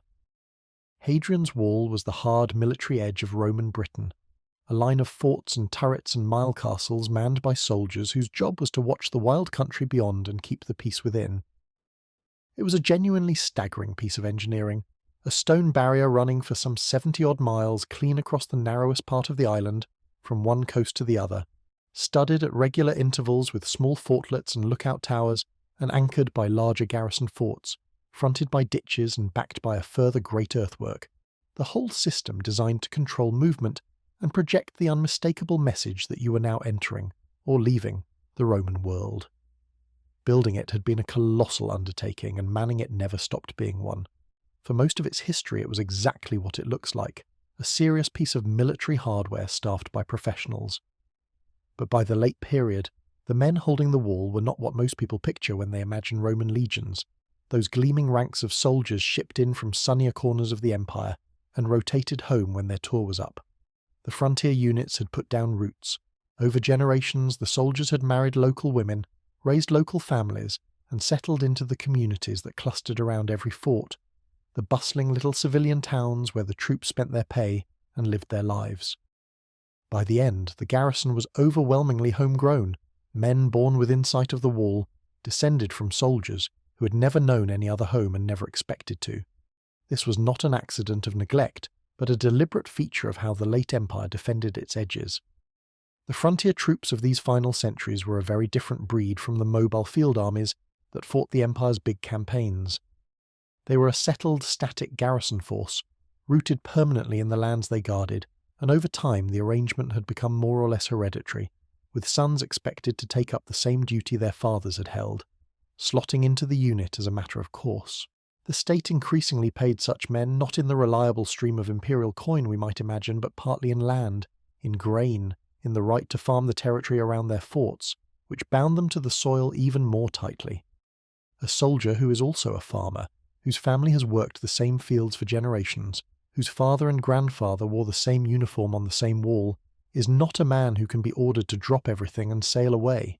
He is, for all practical purposes, a local landowner who happens to carry a spear, and when the distant authority that once defined his job finally falls silent, he does not cease to exist. He simply keeps being what he already was, only now without anyone in particular to answer to. We know, too, that these frontier forts were never the grim, all-male barracks of popular imagination. Life along the wall was startlingly domestic. The evidence preserved at one of the great fort sites includes the everyday correspondence and debris of the community, and what it reveals is a world of wives and children, of birthday invitations and shopping lists and complaints about the weather, of officers' families socializing and ordinary people getting on with ordinary lives in the shadow of the ramparts. These were not lonely outposts of isolated warriors. They were full communities, with all the messy human furniture of any settled town, which makes the idea of a sudden tidy evacuation look even more absurd. You do not march an entire society of families, farmers and grandparents off into the sunset because the post stopped arriving. You stay home and you adapt, which is precisely what they did. This matters enormously, because it completely changes what should have happened when Rome let go. The standard story imagines the soldiers receiving the bad news, sighing, packing up their kit, and marching off to wherever soldiers go when the empire no longer needs them. But where exactly were these particular men supposed to march to? They were not visitors. They were not on assignment. This windswept stretch of northern Britain was not a posting they were itching to leave. It was the only place they had ever lived, the place their parents and grandparents were buried, the place their wives and children called home. When the pay stopped coming and the orders dried up, there was no evacuation, because there was nowhere to evacuate to and no reason to go. These were people standing in their own backyard. So they did the only sensible thing. They stayed and they got on with the considerable problem of how to keep living now that nobody was sending instructions. In a sense, they were only doing as they had been told. Tradition holds that around the time the imperial connection finally lapsed, the Emperor of the day sent word to the communities of Britain with what amounts to the least helpful piece of management advice in history, instructing them, in effect, to see to their own defence from now on. It was the bureaucratic equivalent of a landlord posting a notice that the building would no longer be maintained, and the tenants were welcome to sort out the plumbing themselves. Whether or not the message arrived in quite that form, it captures the situation exactly. The Empire was not so much pushing Britain away as shrugging and admitting it could no longer hold up its end of the bargain, and the islanders were left to look to their own protection. And that is precisely what they proceeded to do, with the soldiers on the wall and the chiefs on the hilltop stepping into the gap. When people sneer that the Britons fell into chaos once Rome abandoned them, it is worth remembering that the Britons were, quite literally, following the last order the Empire ever gave them. They were told to look after themselves, and they did, which is a strange thing to hold against anyone. The place where we can actually see them solving that problem is a fort on the wall that the Romans called Banner and that we know today as Burduswald, and the breakthrough came through the careful work of the archaeologist Tony Wilmot. Like most forts along the frontier, Burduswald had been built to a standard, sensible military plan, and among its most substantial structures were the granaries, the great stone storehouses where the grain that fed the garrison was kept dry and safe. To the Roman army, food security was not a romantic notion. It was the difference between an effective unit and a starving one, and so the granaries were robust, well-engineered buildings, raised floors and thick walls, the strategic infrastructure of an institution that understood an army marches on its stomach long before anyone coined the phrase. These were buildings made to last, and last they did, which turns out to be exactly why they have such an interesting story to tell. Because when Wilmot dug into the area of those granaries, he found that the story did not end when the Roman supply system did. Something had happened on top of the old stone storehouses after the military machine wound down, and at first the evidence was maddeningly faint. The kind of thing that an earlier, rougher generation of diggers would have shoveled straight through without a second glance. What confronted the excavators was not walls or rubble, but a series of hard, flat, compacted patches in the ground, subtle discolorations that meant nothing obvious to the untrained eye. They could easily have been dismissed as natural, as random, as nothing at all.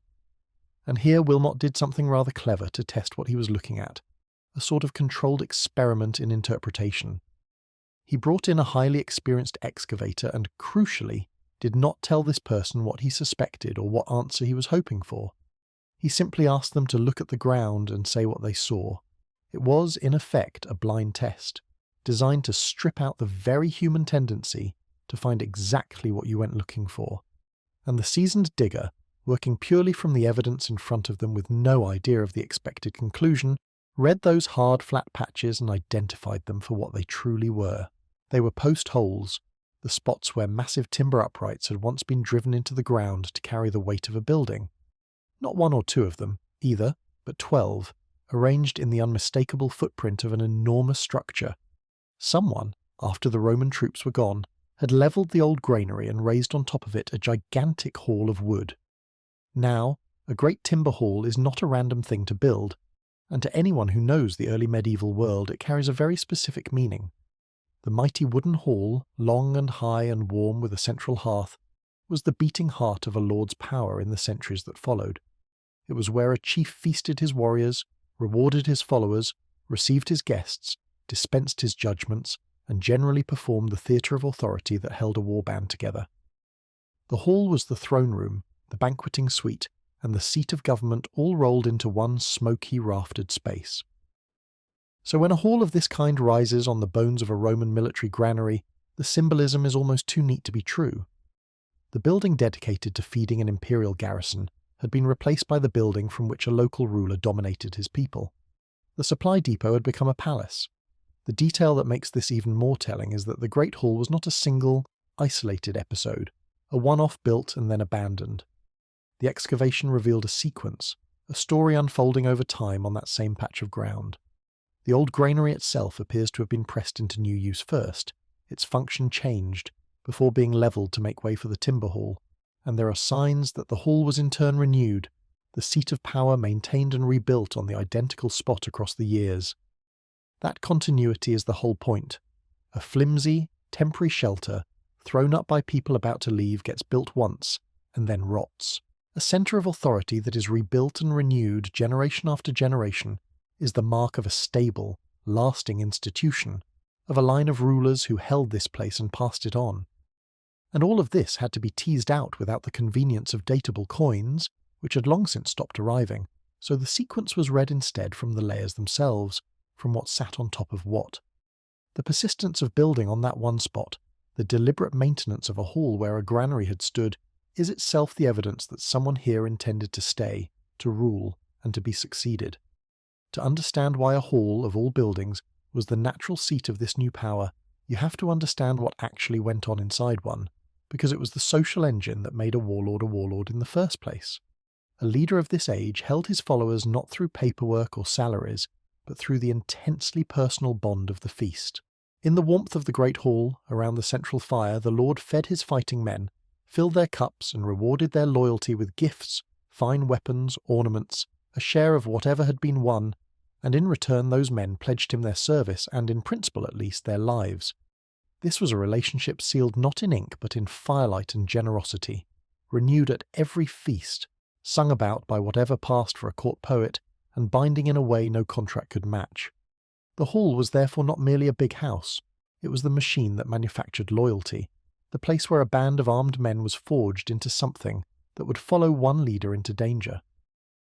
And the timber hall was not a sad downgrade from Roman stone, but the very thing these people prized, the centrepiece of their entire idea of what power and belonging looked like. A lord without a hall was a lord without followers, and a lord without followers was just a man with a sword and a lot of optimism. And that single architectural swap tells the whole story of how power was reborn in these years.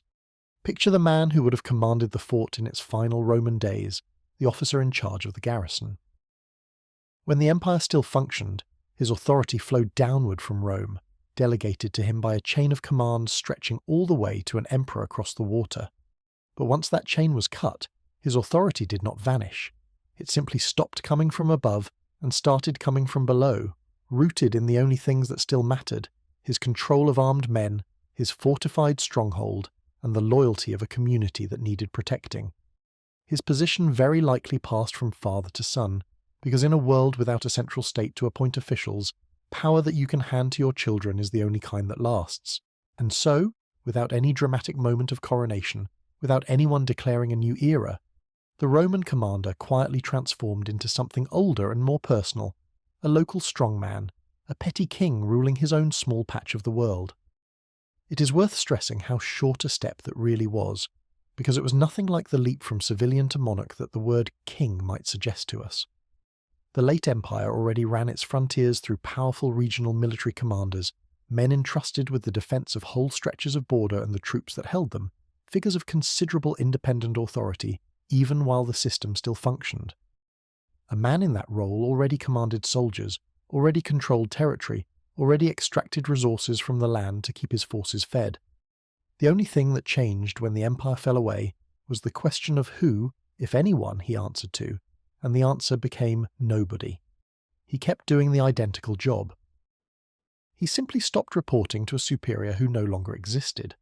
Seen that way, the post-Roman warlord was not some wild new invention sprung from the ashes of civilization, but the natural continuation of an office the empire itself had created, a frontier commander who had quietly become his own emperor on a very small scale.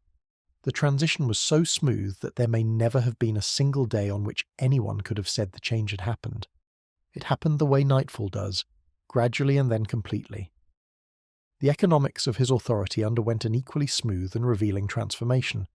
Under Rome, the people of the region had handed over taxes, often in the form of grain, the very grain those granaries existed to store, and in exchange the state had, in theory, provided order and protection. Strip away the imperial bureaucracy and the paperwork and the official language, and what is left is a relationship that needs no translation. The new local lord still collected from the surrounding population, and he still offered protection in return, but the polite fiction of taxation had been replaced by something far franker and far older. Keep paying, the arrangement now ran, and we will keep you safe. It was, to put it plainly, a protection racket, though one that the people on both ends would have understood as perfectly natural and even reassuring, given that the alternative was facing a dangerous world with no muscle of your own. Civilization had not collapsed into chaos.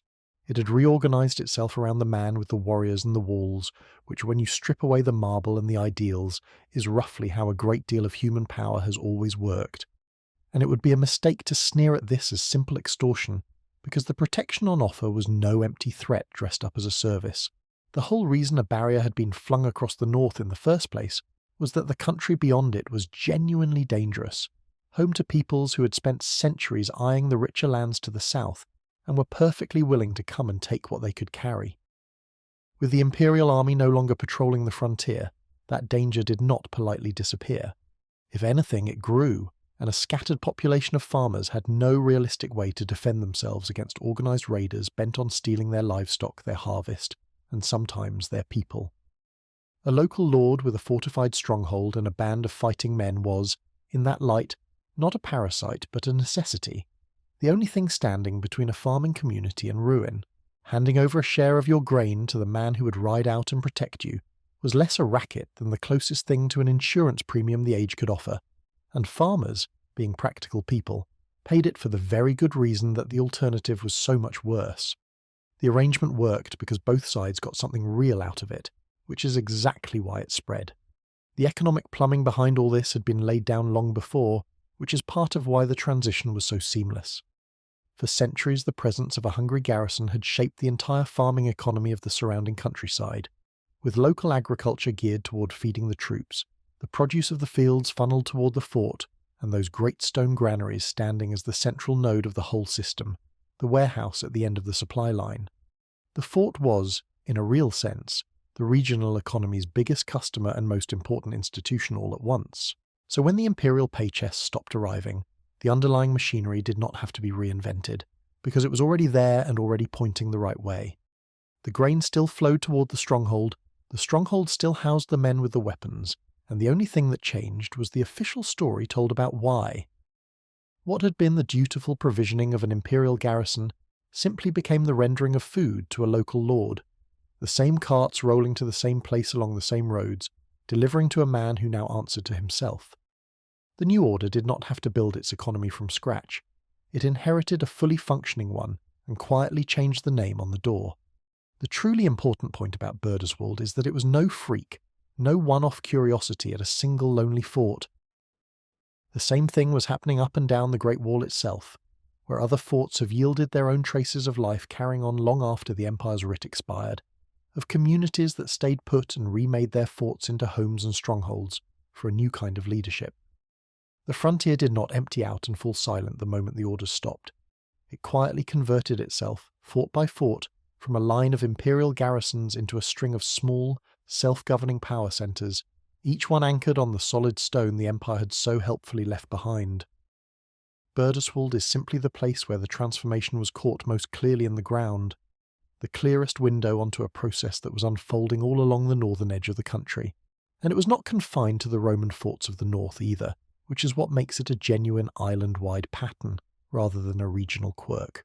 Far to the south and west, the ancient hill forts, the great earthwork strongholds that had crowned the high ground since long before the Romans ever arrived, were being reoccupied and rebuilt. Communities returned to these commanding hilltops, refurbished the old ramparts, threw up new defences, and raised their own timber halls within, turning the strongholds of their distant ancestors into the power centres of a new age.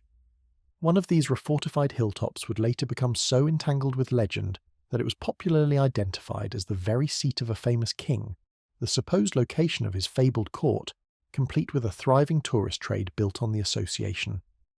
Whether or not any particular hero ever set foot there, the archaeology is clear that these were real centres of real power, busy and defended and important, exactly the kind of place a successful war leader of the period would have called home. The excavations at that famous hilltop revealed precisely the southern mirror of what Burduswald shows in the north. The ancient ramparts, long abandoned, had been massively refortified in the post-Roman centuries, crowned with a new defensive wall and pierced by a substantial timber gateway, the kind of imposing entrance designed to impress as much as to defend. And on the summit, within the protected enclosure, stood the foundations of a large timber hall, the unmistakable seat of a chief, the same feasting centre of authority we met built over the granary far to the north. Here was no different story, but the same story told in a different landscape. A community gathering behind refurbished walls under the rule of a powerful local leader who governed from his hall on the height. One process, two settings. The soldier turned lord on the stone frontier and the chief enthroned on the reoccupied hilltop, both reaching for exactly the same solution to exactly the same problem, which is the surest sign that what we are looking at is not a scatter of coincidences but the genuine political shape of the age. And that brings us almost inevitably to the figure who has haunted this whole story from the beginning, because this is the genuine historical soil from which the towering legend of Arthur most plausibly grew. Forget for a moment the crowned king in shining plate armour, the round table, the courtly romance, all the gorgeous later embroidery. Strip it back to what the evidence actually supports, and what you find is not one specific man with a documented biography, but a recurring type, the strong post-Roman war leader. In a fragmented land where the old imperial order had dissolved, where local strongmen ruled from timber halls and protection was the only currency of safety, the people who thrived were the ones who could fight, organize, inspire loyalty, and hold a frightened community together against the dangers of the age. The figure we call Arthur is most convincingly understood not as a single historical king, but as the distilled memory of this kind of leader, a composite hero onto whom later generations heaped the deeds and the glamour of many such men. The name became a sort of label for an entire phenomenon, the powerful local protector who kept his people safe when no empire would, and the legend grew by dressing that hard, practical reality in the finery of romance until the original, grittier truth was almost completely buried beneath it. It is worth noticing that the very oldest scraps of memory about this figure point in exactly this direction, away from the crowned king and toward the war leader. In the earliest layers of tradition, before the centuries of polishing set in, the figure is remembered less as a monarch presiding over a glittering court, and more as a commander of battles, a leader in war, the man others rallied behind when there was fighting to be done. That is a job description, not a coronation, and it fits the world we have been describing perfectly. A world that did not need ceremonial kings half so much as it needed people who could win fights and keep a community alive. Everything that came later, the crown, the castle, the magic, the doomed love affairs, was added by storytellers of far gentler ages who could afford to be romantic, precisely because they no longer lived with the dangers that produced the original. They took the memory of a hard man who led other hard men through a hard time and turned him into a fairy tale, which is a perfectly understandable thing to do, though it does rather bury the more interesting truth underneath the gilding. There is a quiet irony in where all of this led, because the end result looked remarkably like the beginning. Once the unifying weight of the empire was lifted, Britain did not dissolve into a single uniform wasteland, nor did it cohere into one neat successor state. Instead, it settled back into a patchwork of small kingdoms, each ruled by its own strongman from his own hall behind his own defences, jostling and allying and squabbling with the neighbours, which is more or less exactly the political landscape that had existed long before any Roman ever waded ashore. The centuries of imperial rule turn out to have been, in a sense, an interlude, a temporary overlay of central authority pressed onto a land whose natural shape was a mosaic of local powers. When the overlay was peeled away, the underlying pattern simply reasserted itself. As if the island had a default setting, it returned to the moment nobody was forcing it to be otherwise. The strong men in their timber halls were not a tragic falling off from Roman order. They were Britain reverting to type. But reverting to type politically did not mean shedding everything Rome had brought, and this is where the picture grows genuinely subtle. The men who ruled from these halls were not crude barbarians who had forgotten civilization. Many of them still thought of themselves as Roman in the ways that counted, carried Roman names, very often held to the Christian faith, kept up Roman habits of dress and table and speech, and prized their connection to the great culture they had grown up inside. The political form of their power was local and personal, a warlord in a wooden hall, but the people living that life still moved through a world flavoured by Rome, still measured buildings in Roman feet, still imported the occasional luxury from far away when they could get it. What we are looking at, then, is not a simple slide backward into a pre-Roman past, but a genuine blend, a society that had taken the political shape its landscape favoured, while keeping a great deal of the cultural furniture the empire had installed. It was something new, neither fully Roman nor fully a return to the old ways, but a distinctively post-Roman creation, which is exactly the sort of inventive mixing this island has always done best, as the rest of its long story keeps demonstrating. What all of this finally overturns is the most basic assumption of the darkness myth, the idea that with Rome gone, Britain became a leaderless wasteland waiting passively to be rescued or conquered. The reality was precisely the opposite. The island did not lack power after Rome. It grew its own, organically and pragmatically from the ground up. The soldiers who held the frontier did not abandon it, they inherited it.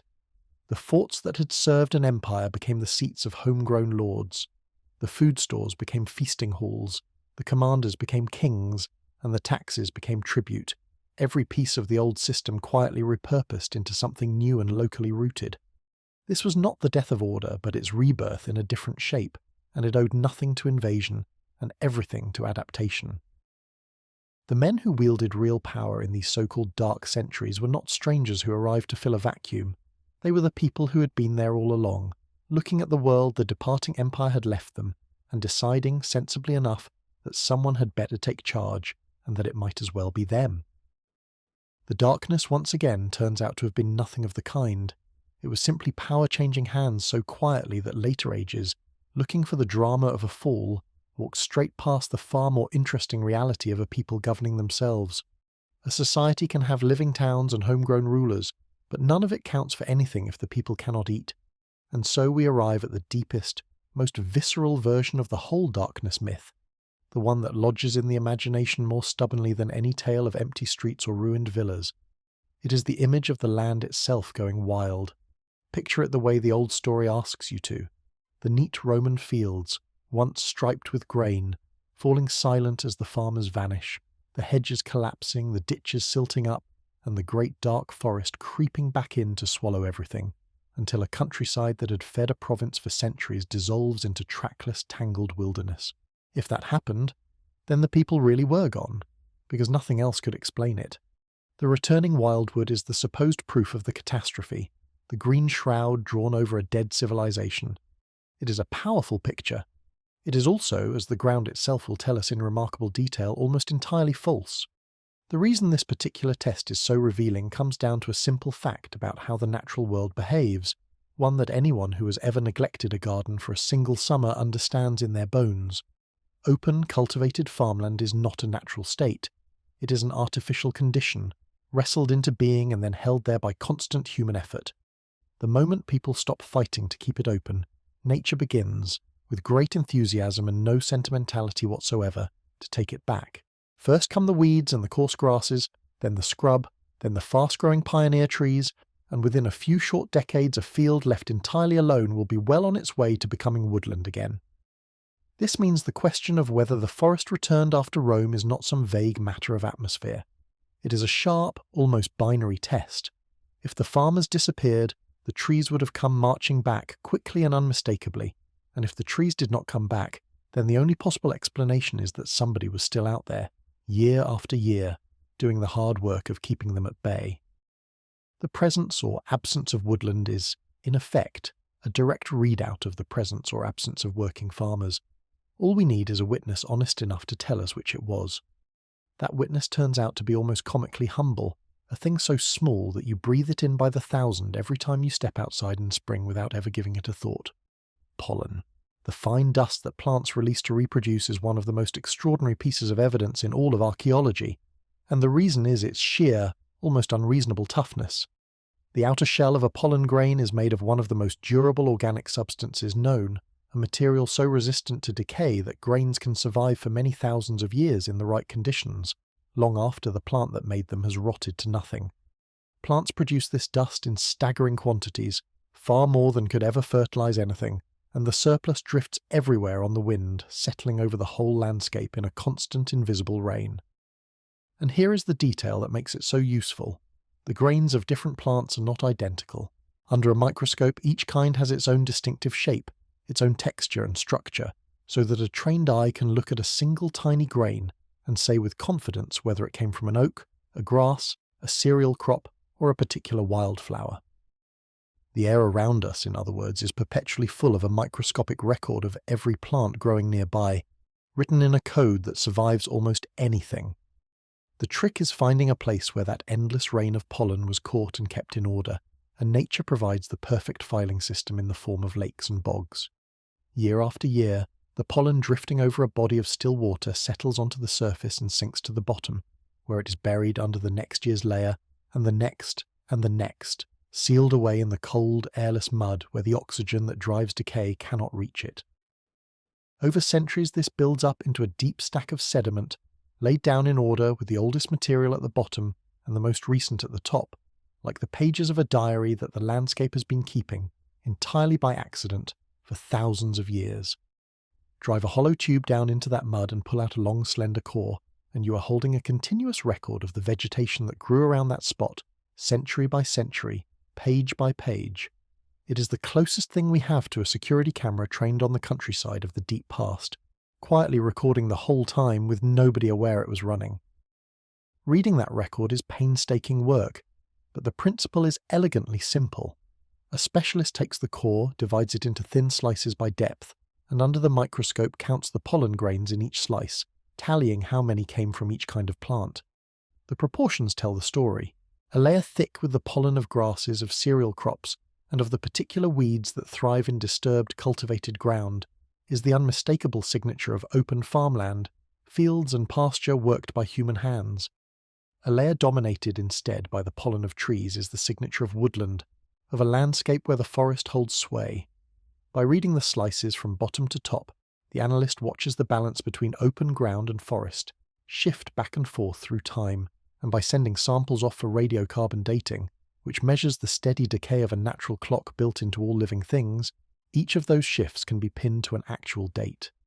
It is worth pausing to appreciate that last point, because it neatly sidesteps the very problem that had blinded so many earlier investigators. The disappearance of datable coins had left a great hole in the chronology of these centuries, but pollen does not care in the slightest whether anyone was minting money. The radiocarbon clock keeps ticking regardless, and so the landscape can be dated even across the very stretch of time that the coin-dependent record had rendered invisible. Pollen does not even have to work alone, because the same muddy archives preserve a whole supporting cast of evidence that points the same way. Among the most telling is a humble little plant whose pollen is the next best thing to a signature left by a farmer. It is a low, tough weed that flourishes wherever people trample, graze, and disturb the ground, thriving on exactly the kind of beaten, worked-over earth that surrounds any farm and pasture, and its presence in the record is so reliably tied to human activity that specialists treat it almost as the fingerprint of the plough. Where its pollen is plentiful, people were busy on the land. Where it fades, they had eased off. Alongside it, the cores often hold tiny flecks of charcoal, the microscopic soot of fires, which records the burning that farmers used to clear scrub and refresh pasture. Read together, the cereal grains, the trampling weeds, and the charcoal build a picture far richer than any single line on a graph. A detailed account not just of whether the land was wooded, but of how intensely it was being worked, and by people doing recognisably agricultural things. The first great surprise these long records deliver, before we even reach the crucial centuries, is that the wildwood the myth imagines came surging back had, in most of the country, been gone for a very long time already. The same cores that document the post-Roman period also reach back thousands of years further, and what they reveal is that the clearing of Britain was not a Roman achievement at all, but an enormous, slow, multi-generational project carried out by countless farmers across the prehistoric ages, hacking and burning and grazing the forest back acre by acre over millennia. By the time the Romans ever arrived, the island was already, across great swathes of its surface, an open, farmed, well-worked country, not a few timid clearings huddled in an endless dark forest. The popular image of Roman and post-Roman Britain as a thin scatter of settlements, lost in primeval woodland, is itself a fantasy. So the dramatic question of whether the wildwood reclaimed the land after Rome rather misses the point, because in most places there was no great wildwood left to do the reclaiming. The trees had been seen off centuries before, and they were in no position to stage a sudden comeback across a land that had long since stopped being theirs. A point about the method makes the farming signal even more compelling than it first appears, and it has to do with the awkward fact that not all plants advertise themselves equally. Pollen analysis is quietly biased toward the plants that fling their pollen onto the wind in vast clouds. The trees and grasses that reproduce by broadcasting while plants pollinated by insects, or those whose heavy pollen barely travels, are badly underrepresented in the record. Cereal crops fall into the shy category. A field of grain releases comparatively little airborne pollen, and what it does release is heavy and tends to fall close to home, rather than drifting far across the landscape to settle in a distant lake. The consequence is delightfully counterintuitive. Because cereals are such poor self-publicists, even a modest showing of cereal pollen in a core implies a substantial amount of actual cultivation somewhere nearby, far more than the raw numbers might suggest. So when these records show the grain crops persisting through the post-Roman centuries, that quiet signal is doing a great deal of heavy lifting.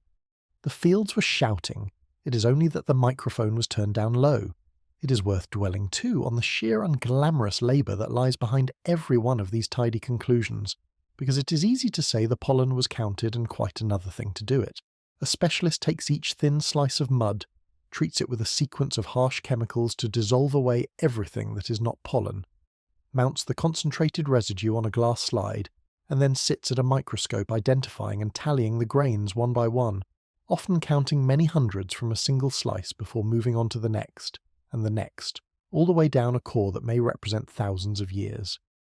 It is exacting, eye-straining, faintly heroic work, the scientific equivalent of reading an entire library by squinting at one letter at a time. And yet from this patient counting of microscopic dust at the bottom of a pond comes one of the most sweeping corrections in the whole study of these centuries, an overturning of a grand historical narrative achieved not by discovering a lost chronicle or a buried treasure, but by people willing to spend their careers identifying ancient sneeze particles under a lens. History, it turns out, is sometimes rewritten one speck at a time. The person who turned this method on the crucial question was the paleoecologist Petra Dark of the University of Reading, and she did it in just about the most perfectly chosen spot imaginable. She took her cores from the sediments of a small lake called Crag Lough, which sits tucked right against Hadrian's Wall in the wild northern country we have already visited. Think about why that location is so ideal.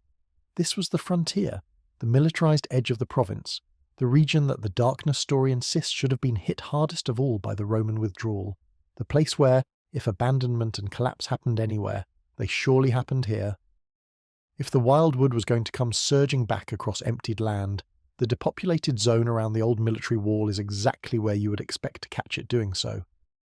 The lake had been quietly filing away the evidence the entire time. All anyone had to do was go and read it. There is an added strength in having drawn the record from a lake rather than from some tiny isolated puddle, and it concerns the reach of the evidence.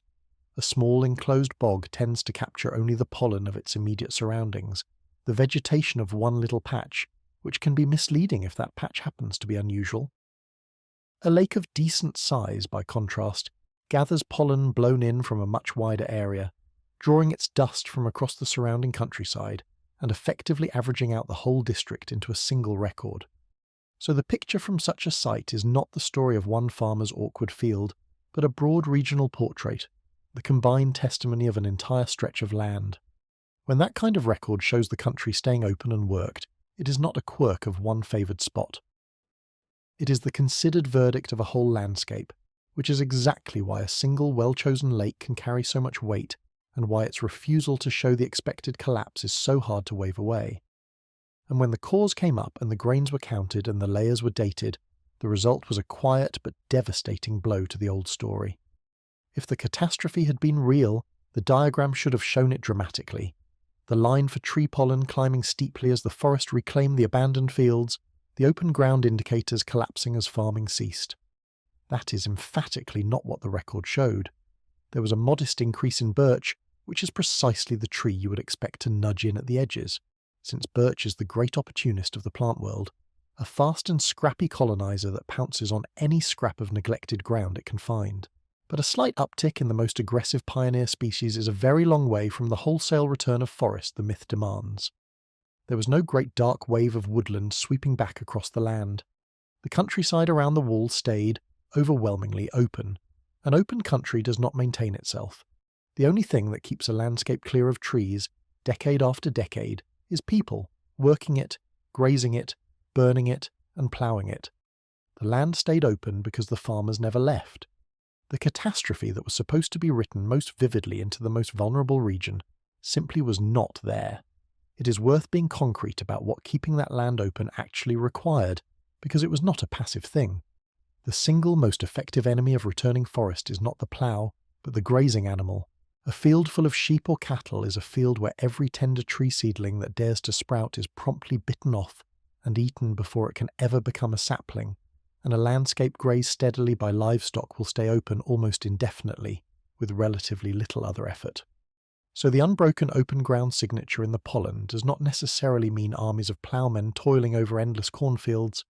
It means, at the very least, that herds and flocks were still out on the land, tended by people who depended on them, year after year without a break. The animals were the gardeners, relentlessly mowing down the forest's every attempt at a return, and behind the animals stood the herders, and behind the herders stood functioning communities with a stake in the land. The quiet flatness of that pollen line is, in its way, the sound of a countryside still full of working people and their beasts, going about the seasonal round exactly as their grandparents had, untroubled by the news that history had declared them extinct. There is a further implication tucked inside the frontier result that is genuinely striking. This was the militarized North, and we have already seen that the old forts there were turning into the strongholds of local lords. A lord with a hall full of warriors to feast does not live on air. He needs a surplus, a steady flow of food produced by somebody else and handed over to keep his followers fed. The fact that the land around the wall stayed not merely inhabited but productively farmed, in some readings even intensively so, fits that world perfectly. Somebody was growing more than they strictly needed for themselves, and that surplus was what made the new local powers possible in the first place. The pollen of the frontier is, in a sense, the agricultural foundation beneath the timber halls, the proof that the fields were doing the unglamorous work that allowed the warriors to do the glamorous kind. It helps to put some flesh on what this working countryside actually contained, because the words open land and farming can stay abstract until you picture the real thing. This was a landscape of grain and grazing, of barley and wheat in the better fields, of hardier oats and rye where the ground was poorer, all of it harvested by hand and ground for the bread that was the daily foundation of nearly every meal. It was a landscape thick with livestock, above all with sheep, whose wool clothed the population, and whose constant nibbling, as we have seen, did so much to hold the trees at bay, alongside cattle for milk, meat, and the muscle that pulled the plough, and pigs rooting through the scrub at the woodland edge. It was crisscrossed by the boundaries of fields that had often been laid out generations earlier, and were simply maintained, by trackways worn smooth by animals and carts, by the everyday infrastructure of a settled agricultural world. None of this is exotic or dramatic. That is precisely the point. It is the ordinary, unremarkable, deeply familiar machinery of country life, the same in its essentials whether the year was 400 or 600. Humming along through the very decades the old story insisted were a silent void. The fields were not empty. They were busy in the most boring and most reassuring way imaginable, season after season, with a steadiness that no catastrophe ever managed to interrupt. Now, a single lake, however well chosen, could in principle be a local exception, and good evidence is never built on one site alone. So the truly powerful part of the picture comes from putting Crag Lough alongside the many other places across Britain where the same kind of analysis has been carried out. Dozens of pollen records scattered the length and breadth of the country, each one its own independent diary of its own patch of land. And when you lay them all side by side, what emerges is not the uniform, nationwide catastrophe the old textbooks promised. It is something far more interesting and far more believable, which is variety. In some places, yes, there was a measure of woodland regrowth, a sign that farming had eased off and nature had recovered a little ground. But in a great many places the land went on being worked exactly as it had been before, the open ground signature holding steady straight through the supposed collapse without so much as a wobble. And in some places, remarkably, the signs of cultivation actually grew stronger after Rome, the farmed area expanding rather than shrinking, as though certain communities, freed from imperial demands or simply getting on with their lives, were busier on the land than ever. The story the pollen tells is not one of a country dying. It is one of a country carrying on, in 1,000 different local ways, exactly as living countries always do. And the variation is not random noise either, because once you look closely the patchwork starts to make a great deal of sense. The places most likely to show a little woodland creeping back tend to be the marginal lands, the higher, colder, poorer ground that is always the first to be let go whenever farming contracts even slightly, because it was never very rewarding to work in the first place. The rich, fertile lowlands, by contrast, the prime farmland that had been the heart of agricultural life for ages, mostly stayed firmly in use, since nobody walks away from good soil if they can possibly help it. So the scattered signs of regrowth are not the footprints of a vanished population, but the perfectly ordinary breathing of a living agricultural system, easing off the difficult edges while holding fast to the productive core, exactly the sort of sensible adjustment farmers make in any age when conditions shift. It is the behaviour of people managing their land thoughtfully, not the silence of people who are no longer there. Far from proving collapse, the very unevenness of the picture is itself a sign of life, because only a working countryside full of people making decisions about where to put their effort produces a pattern that varied and that rational. That patchwork is the real death blow to the grand generalization, because the darkness myth never offered nuance. It claimed something sweeping and total, a whole land going to ruin all at once, the kind of tidy, dramatic, universal collapse that had been confidently asserted in the middle of the last century on the strength of very little actual evidence and a great deal of prior assumption. Earlier scholars, working with only a handful of scattered records and already convinced in their own minds that the end of Rome meant the end of everything, had taken their thin scraps of data and stretched them into a blanket statement about the entire island. The accumulated weight of the modern evidence pulls that blanket clean away. There was no universal abandonment because the land itself, recorded automatically and impartially across hundreds of square miles, simply does not show one. You cannot argue a forest into existence that the pollen says was never there. The old consensus had been propped up too by a second assumption that the same evidence quietly dismantles, the comfortable belief that whatever happened next involved newcomers arriving to a depopulated, overgrown land and heroically clearing the wilderness to plant their own farms. It is a tidy narrative, the empty country waiting for fresh hands to tame it, and it has the great advantage of casting the later inhabitants as pioneers rather than as people who simply walked into a going concern. The trouble is that it requires a wilderness for the pioneers to clear, and the pollen flatly refuses to supply one. The land was already open, already farmed, already humming with agricultural life across the very period when it was supposed to have reverted to forest and sat empty awaiting rescue. There were no vast tracts of returned woodland for anyone to dramatically reclaim, because the existing population had never let the woodland return in the first place. Whatever changes came to Britain in the following centuries, they came to a countryside that was occupied and working, not to a green and empty stage, and that single fact rearranges a great deal of the story that used to be told. It is only fair to meet the obvious objection head-on, because the written sources that survive from these centuries do speak of hardship, of war, of disease and suffering, and it would be wrong to pretend none of that was real. The point of the pollen is not to insist that life was easy, or that nothing ever went wrong, for of course it did, as it does in every age.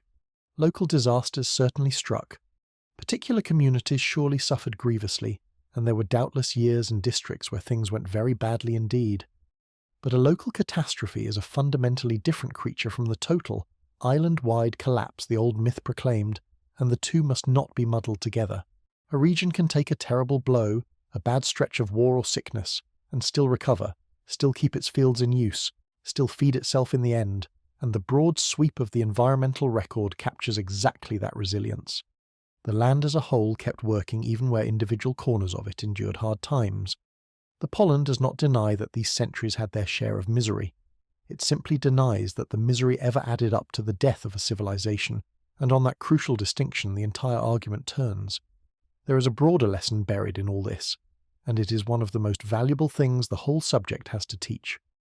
We're used to thinking of history as something written down, a record handed to us by people who lived through events and set their version on the page.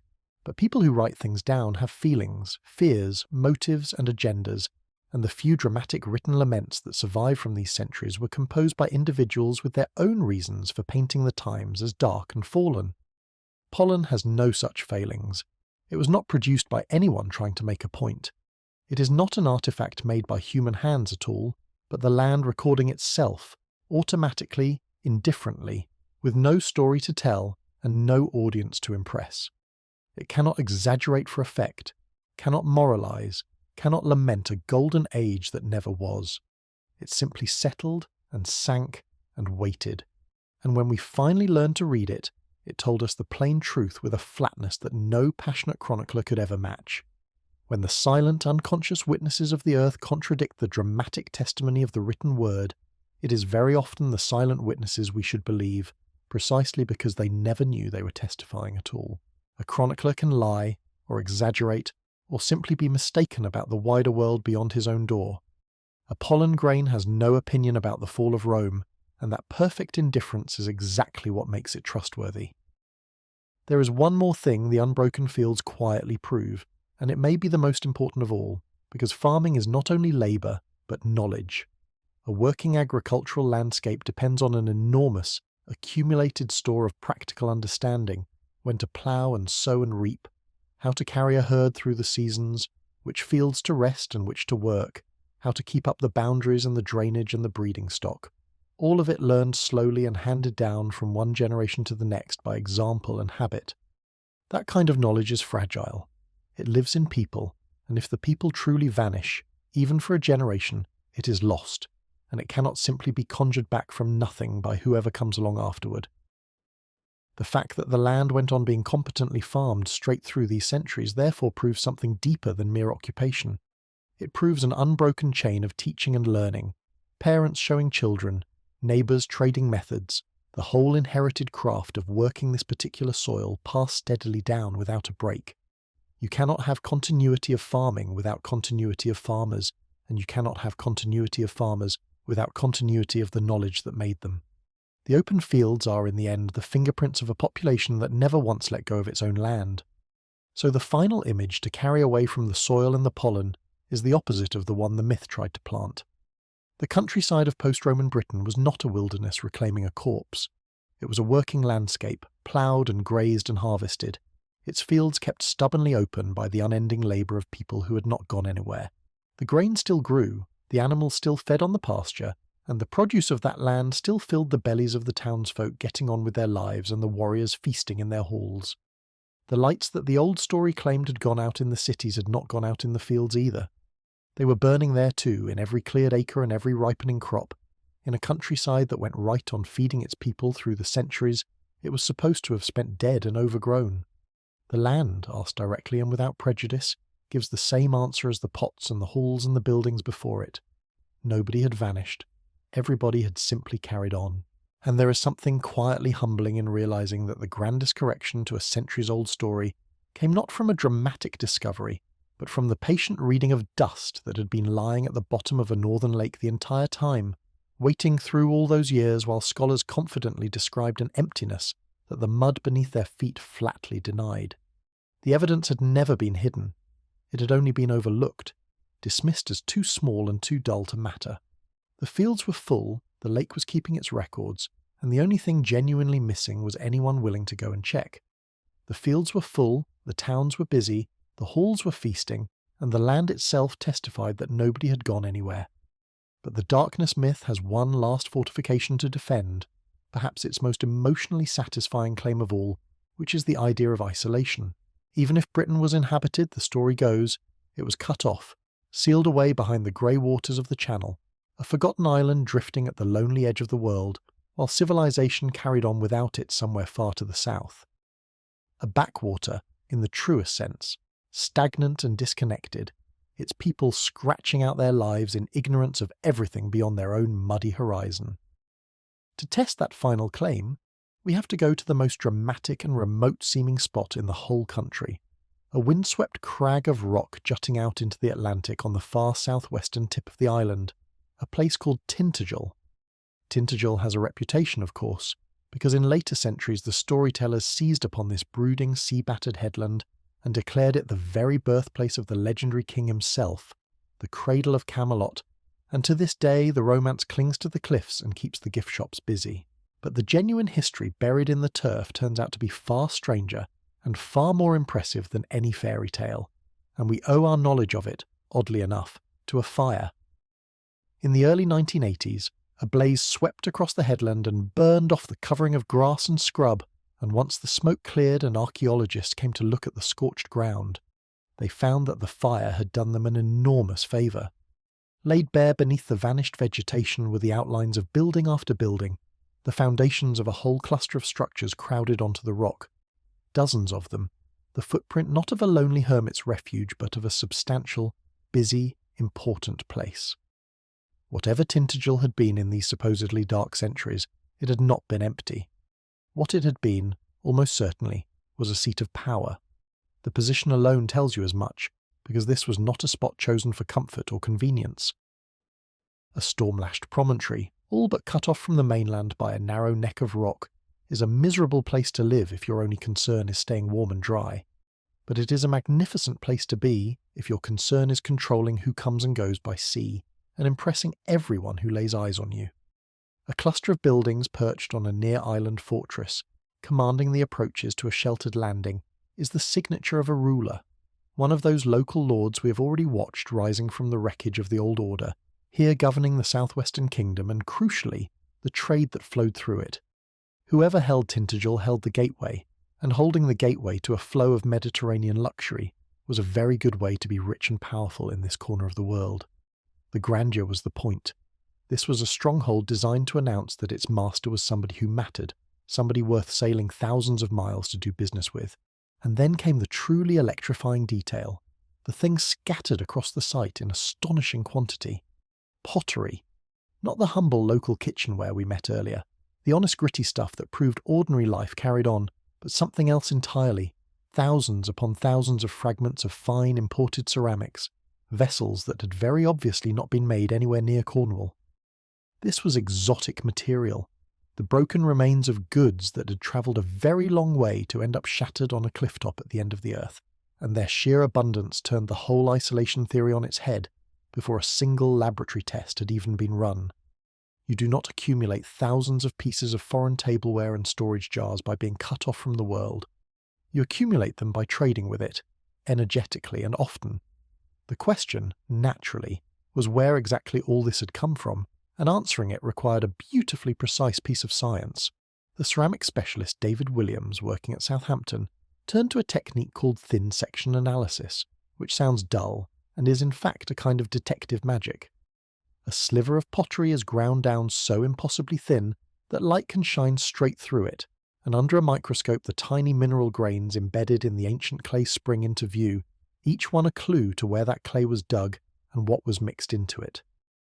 Clay from different parts of the world carries different mineral signatures, a geological fingerprint as distinctive as a postmark, and by reading those grains an expert can often pin a humble potsherd to the very region, sometimes nearly the very kiln where it was made. When Williams examined the fabric of these vessels, the minerals told a remarkable story. Among the telltale signs was serpentine, and the overall signature matched with the satisfying snugness of a key sliding into its lock, the output of pottery workshops in the eastern Mediterranean, in the region of southern Turkey, half a world away from the Cornish coast. So we know where the pots were born. The next question is what they were carrying, because nobody ships empty jars across an entire sea for the fun of it. Many of these vessels were amphorae, the big, heavy, sturdy storage containers that served the ancient world as its standard shipping units, the equivalent of the identical stackable bottles and cans that move liquids around our own world, mass-produced and built for long-haul transport. And what they hauled were the great luxuries of the Mediterranean, olive oil and wine, the very products that an island too far north to grow olives or ripen grapes could obtain in no other way than by trade. Picture the journey those jars made. They were filled in the warm eastern Mediterranean, loaded onto ships, and carried the entire length of that inland sea, past the coast of North Africa and the great old port near Carthage, out through the narrow Gate of Gibraltar, where the Mediterranean spills into the Atlantic, and then north, up the wild ocean coast, all the way to the rocks of southwestern Britain, a voyage of thousands of miles, around the early to middle decades of the 6th century. Somebody went to enormous trouble and considerable risk to deliver oil and wine to this clifftop. They would only have done so if there was something here worth coming for. There was, and it was the same thing that had drawn merchants to these shores since the dawn of metalworking: tin. The southwestern peninsula of Britain held some of the richest tin deposits in the known world, and this unglamorous grey metal was anything but unimportant. because tin was the essential ingredient that turned soft copper into hard, useful bronze, which meant that whoever controlled the tin held something the entire ancient world needed. Britain had been famous for it for well over 1,000 years, its remote tin coast the stuff of legend among Mediterranean traders long before the Romans ever came, and the evidence that this trade was still very much alive in these centuries is solid, quite literally, because off the coast of Devon divers recovered ingots of tin so pure, better than 99%, that they testify to a sophisticated and ongoing industry, the same prized British metal that had supplied the classical world for ages. So the relationship was not one of a poor backward island gratefully receiving charity from its betters. It was a genuine exchange between equals with something each other wanted. The Mediterranean sent its oil and wine.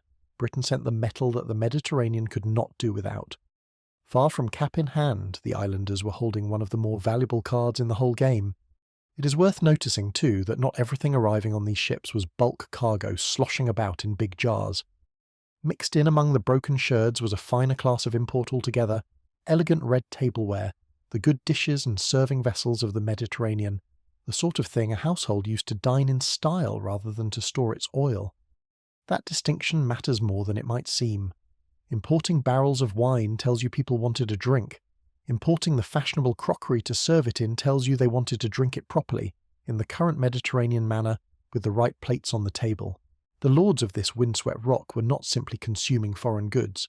They were keeping up with continental fashion, dining as a sophisticated host anywhere in the wider Christian world might dine, and that is the behaviour of people who saw themselves as full participants in a shared culture, not as isolated provincials grateful for whatever washed ashore. They knew what good taste looked like, and they were determined to have it, all the way out here on the rocks at the edge of the ocean, and none of it would have reached them without the sailors, who deserve a moment of awe all their own, because the voyage we have been describing so casually was a genuinely audacious undertaking. To carry a heavy cargo of jars from the eastern Mediterranean out into the open Atlantic and up an exposed, weather-beaten coast was to gamble against storms, rocks, and the sheer distance involved, in vessels with none of the instruments or safety nets a modern sailor would consider essential. These were long, dangerous, expensive expeditions, undertaken only because the profit at the end justified the risk, and the fact that they were made at all, repeatedly, across these supposedly dark decades, is its own quiet proof that Britain was no forgotten dead end. You do not run a perilous long-haul shipping route to a place that has nothing to offer and nobody worth visiting. The ships kept coming because the island kept being worth the journey, year after year, cargo after cargo. The places where these exchanges actually happened add a final vivid splash of colour because the trade did not take place in dreary counting houses. Up and down the southwestern coast, archaeologists have identified a string of what can only be called beach gatherings, open shorelines where the imported pottery turns up in heaps alongside the unmistakable remains of feasting. On one such beach the ground yielded hundreds of fragments of foreign pottery and the blackened scars of numerous hearths, fire pits littered with the charred bones of animals that had been roasted and eaten on the spot. This was not a quiet handover of cargo. This was an event, a great open-air feast where the arrival of a foreign ship became the occasion for a gathering, a coming together of people to eat, drink the newly landed wine, and do business in the open air with the sea at their backs. One imagines it was the social highlight of the season, the moment the wider world physically washed up on the local sand. And that points to what these gatherings really meant, because a feast where strangers from distant lands mingle with the local elite is never only about swapping goods. When a ship arrives from the far side of the known world, it brings far more than its cargo. It brings news of distant events, fashions in dress and ornament, fresh ideas, gossip, technologies, and, crucially, religion, the latest currents of thought and belief flowing through the wider Christian world. The beach feast was a channel through which all of that poured into Britain, a meeting point where the island plugged itself back into the great conversation of its age. The people of this supposedly cut-off backwater were, at these gatherings, among the better-informed inhabitants of Western Europe, hearing the news of the Mediterranean fresh off the boat. Nor was this clifftop the only point of contact, which is what turns one impressive sight into proof of a whole system. The same distinctive imported pottery, the telltale fingerprint of long-distance trade, turns up at site after site scattered around the western seaways of Britain and across the water in Ireland, at inland strongholds and coastal landings alike. Tintagel was the grandest node we can point to, but it sat within a web of connections that laced the entire western edge of these islands into the Mediterranean network, a busy maritime world of ships, harbours, and trading places linked by the sea rather than divided by it. The water that the darkness myth imagines as a barrier sealing Britain off was, for the people who actually lived along it, a highway, the fastest and easiest road they had, carrying goods and people and news up and down the coasts and out to the wider world. An island is only isolated if you think of the sea as a wall. To these communities it was the open door to everywhere. There is a tantalizing possibility about why this long-distance link was flourishing precisely when it did, and it reaches all the way to the throne of the Eastern Empire. These were the years of one of the most ambitious emperors of the age, a ruler in the great city on the Bosphorus who dreamed of restoring the lost glory of Rome, and was busy reconquering swathes of the western Mediterranean that the empire had lost. An emperor with grand designs on the west would have every reason to cultivate the Christian rulers of distant lands, to draw the old elite of the far western edge back into the orbit of the empire and the faith, and one of the gentlest and most effective tools of such diplomacy has always been the cultivation of taste and connection through luxury. Seen in that light, those jars of fine oil and wine arriving on the Cornish coast may have been more than mere merchandise. They may have been the soft, fragrant edge of a calculated charm offensive, an imperial effort to remind the lords of the far west that they too belonged to a great and reviving Christian world, with the gifts of the Mediterranean serving as the warm handshake. Whether or not that grand design lay behind it, the effect was the same. Britain was being courted, not abandoned. So the headland that legend turned into the cradle of a mythical king reveals a truth that is, in its way, far more extraordinary than the myth. Tintagel was not Camelot. It was something better, a real and bustling gateway through which the island connected to a trading network that stretched across the entire known world, from the southwest coast of Britain to the eastern shore of the Mediterranean and the heart of the surviving empire. The wild edge of the earth turns out to have been not an edge at all, but a doorway, swung wide open to the world, with the wine flowing in and the tin flowing out, and the news of distant lands carried on every tide. The isolation, that last great pillar of the darkness, collapses as completely as all the others, an island that ships its metal to the eastern Mediterranean and dines off Turkish crockery while sipping imported wine is not lost at the edge of the world. It is a confident trading partner with a seat at the table, doing business across the entire span of the known earth. And once that doorway is open, it becomes obvious that what flowed through it was never just oil and metal, because trade has always carried words and ideas alongside its cargo. And this brings us to the most insulting accusation of all levelled against these centuries, the charge that they were illiterate, a cultural blank, a long stupid silence between the eloquence of Rome and the learning that would supposedly have to be reintroduced from outside much later. It is the assumption that with the schools of the empire gone, the people of Britain simply forgot how to read and write and think, sinking into a wordless gloom. It is also, like every other pillar of the myth, the precise opposite of the truth, and the evidence that demolishes it ranges from the polished prose of a furious monk to the secret poetry hidden in roadside stones. Begin with the monk, a 6th century churchman remembered as Gildas, who sat down in the middle of this supposedly dark age and composed a long and blistering work of Latin, denouncing the kings and clergymen of his day for their many sins. Set aside for a moment what he was complaining about and look instead at how he wrote, because the how is what matters here. Gildas did not write in some crude, broken, half-forgotten kitchen Latin. He wrote in elegant, sophisticated, highly literary Latin, dense with classical references and biblical allusions, the kind of polished, elusive prose that only makes sense if you're writing for readers cultivated enough to catch every reference and appreciate every flourish. You do not lace your work with subtle echoes of the great authors if your audience has never heard of them. The very style of his writing proves the existence of the thing the darkness myth insists could not have existed, which is an educated reading public, a body of people who shared a deep classical and religious education and could savour a clever piece of Latin prose. And his work did not vanish into a hole. It was copied, circulated and read right across Western Europe, travelling far beyond Britain and reaching in time the learned circle around the great Pope in Rome, who would later send his famous mission to the island.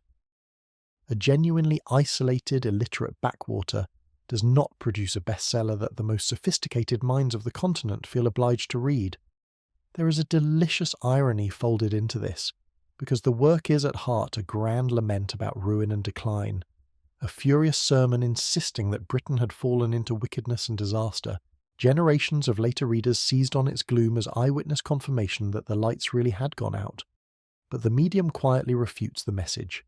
A man who can sit down amid supposed collapse and produce a masterpiece of ornate Latin rhetoric, confident that learned readers across Europe will appreciate it, is himself living proof that civilization had done nothing of the sort. The very eloquence of the complaint disproves the complaint.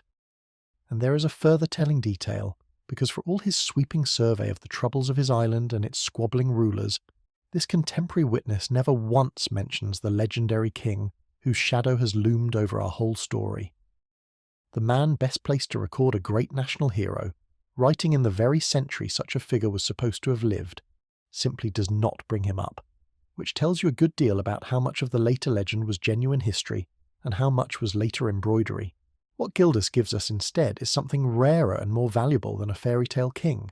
He gives us the unmistakable sound of a living, literate, argumentative culture talking to itself in polished Latin. If Gildas shows us the literacy of the learned elite, the next body of evidence shows us that the written word reached far deeper into society than a handful of monks, and it had been sitting in plain sight, dismissed and patronized, for a very long time. Scattered across the western parts of Britain stand hundreds of inscribed stones, memorials raised by ordinary people to mark graves and commemorate the dead, carved with words and erected in the open for all to see. For generations, scholars looked at these stones and saw only crudeness. The lettering seemed irregular, the layout awkward, the whole thing a clumsy provincial scrawl, exactly the sort of fumbling, half-competent effort you would expect from a people who had lost the polish of Rome and were dimly remembering how letters worked. They were taken as proof of decline, the graffiti of a fading civilization. As it turns out, the scholars were the ones who could not read properly. The man who exposed the mistake was the Latin specialist David Howlett, an editor of the great dictionary of medieval Latin housed at the Bodleian Library, a person who had spent his life immersed in exactly the kind of learned wordcraft these centuries were supposed to have lost. When Howlett studied the inscriptions on these supposedly crude stones, he found nothing crude about them at all. He found poetry. The texts that earlier eyes had dismissed as clumsy scrawls were in fact carefully composed verse, built in the demanding classical meters of formal Latin poetry, the rhythmic patterns that take real training and a real ear to handle. These were not the fumblings of half-literate amateurs. They were the polished work of people who knew the rules of high poetic composition and applied them with skill on stone for the public eye. The clumsiness was never in the carving. It was in the modern assumption that nothing sophisticated could possibly have come out of this age. The deeper Howlett looked, the more elaborate the craftsmanship turned out to be, because the sophistication went well beyond simply writing in metre. He found that these texts were built according to intricate hidden architectures, carefully balanced and proportioned, with words and lines arranged in deliberate patterns of symmetry and number, the kind of structural games that the most learned Latin authors of the wider Christian world were playing at the very same time. In other words, the people composing these provincial gravestones were not working in isolation from the high literary culture of the continent. They were fluent in its most demanding techniques, the elaborate compositional rules that signalled a truly educated mind, and they were applying those techniques with confidence in a far-flung corner of the world that was supposed to have lost touch with such things entirely. To read one of these inscriptions properly is to realise you're looking not at a rough country headstone but at a tightly constructed work of art. Every element placed on purpose by someone who knew exactly what they were doing and expected at least a few readers to be clever enough to notice. And then Howlett found something that lifts the whole story from impressive to genuinely thrilling, because hidden inside one of these inscriptions was a secret. Woven into the structure of the text, readable only if you knew to look for it, was an acrostic, a name spelled out by the arrangement of the lines, the cunning signature of the person who had composed the piece. And the name concealed in the stone belonged to a woman remembered as Viola. Stop and consider what that single buried name means. Someone in this supposedly illiterate Dark Age was not merely literate, but so confident a master of Latin verse that she could embed a hidden self-portrait into the very architecture of her poem, a private flourish for the few, sharp enough to spot it, a wink across 15 centuries from a woman the standard story insists could not even have existed. It is the work of a sophisticated literary mind playing an elegant game, and it was carved in stone in a corner of the world we were told had forgotten how to read. That woman was not the only one of her kind either, because the stones preserve other glimpses of women fully woven into this literate, learned culture. One memorial commemorates a most holy woman, the wife of a churchman, and praises her in terms that tell you exactly how she was valued, declaring that she was esteemed above gold and precious gems, not for her wealth or her beauty, but for her character and her wisdom. A society that honours a woman in carved Latin for her wisdom, that ranks her good sense and her virtue above any treasure, is not a society that has sunk into brutish ignorance. It is one in which learning and moral seriousness were prized, in which women as well as men could be celebrated for the quality of their minds, and in which the skill to record such praise in formal verse was alive and well in the hands of ordinary communities burying their dead. It helps to think about everything a single one of these inscribed stones actually required, because each one is the tip of a much larger social iceberg. For a memorial in polished Latin verse to exist at all, a whole chain of literate effort had to be in place. Someone had to be educated enough to compose the verse in the first place, mastering the meter and the structure. Someone had to be skilled enough to carve those letters accurately into hard stone, which means a craftsman who could read what he was cutting. The family who commissioned it had to value such a thing and understand what it said. And above all, there had to be an audience, passers-by and mourners and neighbours capable of reading the words and appreciating the achievement, because there is no point hiding an acrostic in a poem if literally nobody can read the poem. A single stone, in other words, implies a community, a web of people across different walks of life who could all handle the written word to one degree or another. Multiply that by the hundreds of such stones that survive, and the picture is not of a rare flicker of literacy in a sea of ignorance, but of writing woven right through the fabric of ordinary life. It helps to ask where all this learning actually lived, because it did not float in the air. Its home was the church, and in particular the monasteries that were taking root across the western parts of Britain, and the neighbouring island of Ireland in exactly these centuries. These were not yet the great wealthy abbeys of later ages, but they were already serious centres of study, places where Latin was taught, manuscripts were copied, scripture was pored over, and the craft of fine composition was kept alive and handed on. Far from being the last embers of a dying tradition, these Western religious houses were becoming powerhouses of scholarship, and within a few generations they would be confident enough to start exporting their learning back outward, sending teachers, scholars, and missionaries across the sea to help relight education in places that the upheavals of the age had left dimmer than Britain itself. The supposedly benighted fringe was, in truth, fast becoming one of the brightest reservoirs of learning in the whole of Western Europe, the place others would soon come to in search of teachers. The stones carry one more clue to just how sophisticated this world was, because a good number of them are written twice over.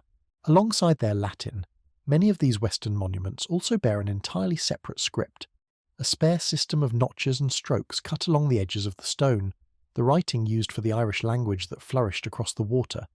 To raise a memorial inscribed in two scripts and reflecting more than one language is not the act of a people clinging to a single half-remembered skill.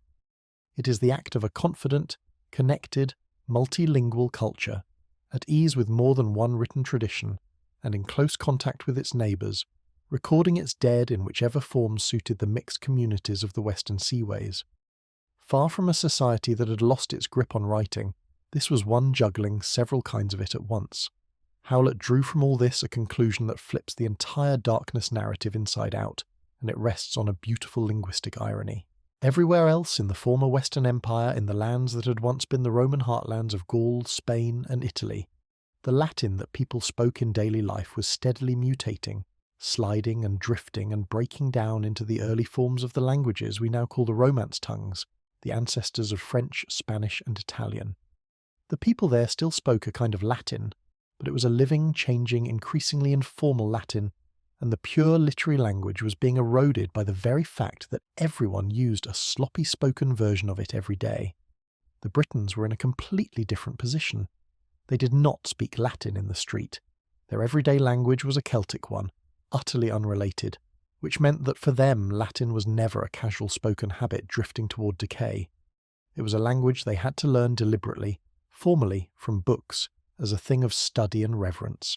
And so, paradoxically, the people on the supposedly benighted fringe of Europe ended up preserving and learning a purer, more correct, more genuinely classical Latin than the inhabitants of the old Roman lands themselves, precisely because they came to it as scholars, rather than as native speakers letting it slide. The edge of the world had become a custodian of the language the centre was busy mangling. Put the polished sermon, the hidden poems, the celebrated women, and the carefully preserved classical Latin together, and the very phrase Dark Ages begins to look not just wrong, but almost comically so. This was not a wordless silence between two eras of light. It was a flourishing, a place where learning was treasured, where poetry was composed and concealed and carved, where a furious monk could expect an educated readership across a continent, where a woman could sign her verse in a secret code, and where the great inherited language of civilization was guarded more faithfully than in the lands of its birth. If you insist on the metaphor of light at all, then the honest verdict is the reverse of the legend. Nobody dimmed the lamp in these centuries. If anything, in the studies and the scriptoria and the workshops of the western British coast, somebody quietly reached over and turned it up. By now the great gloomy story has lost almost every pillar that held it up. The cities went on living, the fields went on feeding their people, the sea carried in wine and ideas from the far side of the world, and learning not only survived but flourished in elegant Latin verse carved into roadside stone. Pillar by pillar the darkness has crumbled. But one enormous claim still stands, the biggest and most cherished of them all, the founding myth that gives the whole period its supposed climax and even gives a country its name. It is the story of the Anglo-Saxon invasion, the tale that says all of this British world was swept away in a tide of Germanic warriors, who crossed the North Sea, slaughtered or scattered the natives, and built England fresh on the ruins. The very word England, the land of the Angles, seems to announce the conquest in plain sight. So if we are going to finish the job, this is the wave we have to ride straight into, and it turns out to be far less of a wave than a slow change of clothes. The version most of us absorbed is suitably dramatic. Boatloads of Angles, Saxons and Jutes come pouring across the water, fierce and pagan and numberless, overwhelming the soft, Romanized Christian Britons who had grown helpless once the legions left. The natives are killed, enslaved, or driven into the remote western corners of the island, into the hills of Wales and the moors of the southwest, while the newcomers seize the good land and remake it in their own image, replacing one people wholesale with another. It is ethnic cleansing on an island scale, a clean and total break, and it has the great storytelling virtue of a clear before and after, the death of British Britain and the birth of English England. The only problem with this gripping narrative is that almost nothing in the ground actually supports it, and a good deal in the ground flatly contradicts it.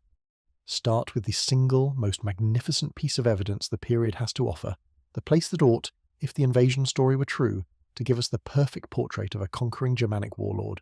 In a field in the east of the country lay buried an entire ship, dragged up from the river and laid in the earth as the tomb of a king, and when it was excavated on the very eve of the Second World War, it proved to be one of the richest burials ever found anywhere in Northern Europe.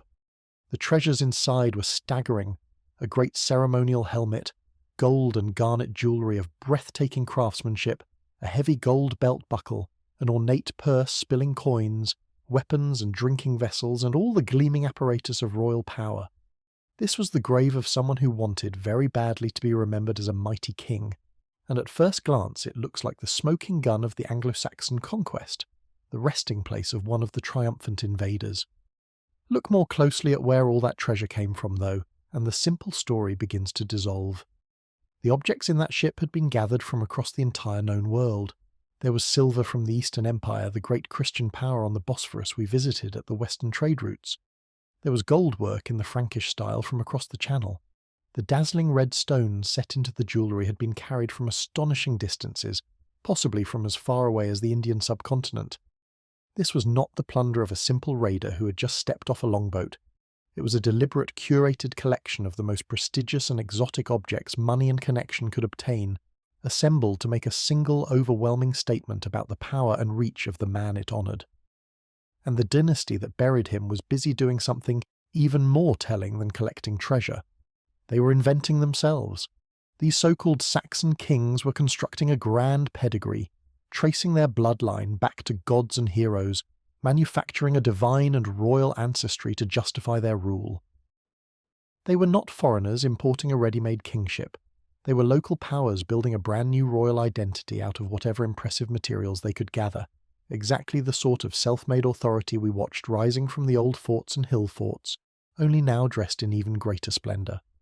The grandest Anglo-Saxon grave in the land is, on inspection, less the trophy of a conqueror than the showroom of a self-promoting local dynasty with excellent taste and global shopping habits. Two objects from that burial make the point with particular force. One is the famous face-covering helmet, a fearsome ceremonial mask of a thing, far too splendid and too fragile ever to have seen a real battlefield, an item built not for fighting but for awe. For the moment a ruler appeared before his people transformed into something more than human. The other is stranger still, a great carved stone bar topped with a fitting that turned it into a kind of staff or sceptre, an object with no practical use whatsoever, beyond declaring that the person holding it had the right to rule. Neither of these is the gear of a rough sea raider. They are the deliberate regalia of monarchy, props in the theatre of kingship, made to manufacture the impression of legitimate, almost sacred authority. Somebody was working very hard to look like a king, which is exactly what you do when you're in the business of becoming one rather than simply inheriting a title everyone already accepts without question. The dynasty behind the burial took that manufacturing of legitimacy further than mere objects, because they reached all the way back to the gods. The royal lines of these emerging kingdoms made a habit of tracing their ancestry to a great pagan deity, weaving genealogies that ran their bloodline straight up to a divine founder. The better to argue that their right to rule was written into the order of the cosmos itself. It was, to put it gently, a flexible approach to family history, the ancient equivalent of inventing an impressive coat of arms for a family that had only recently come into money.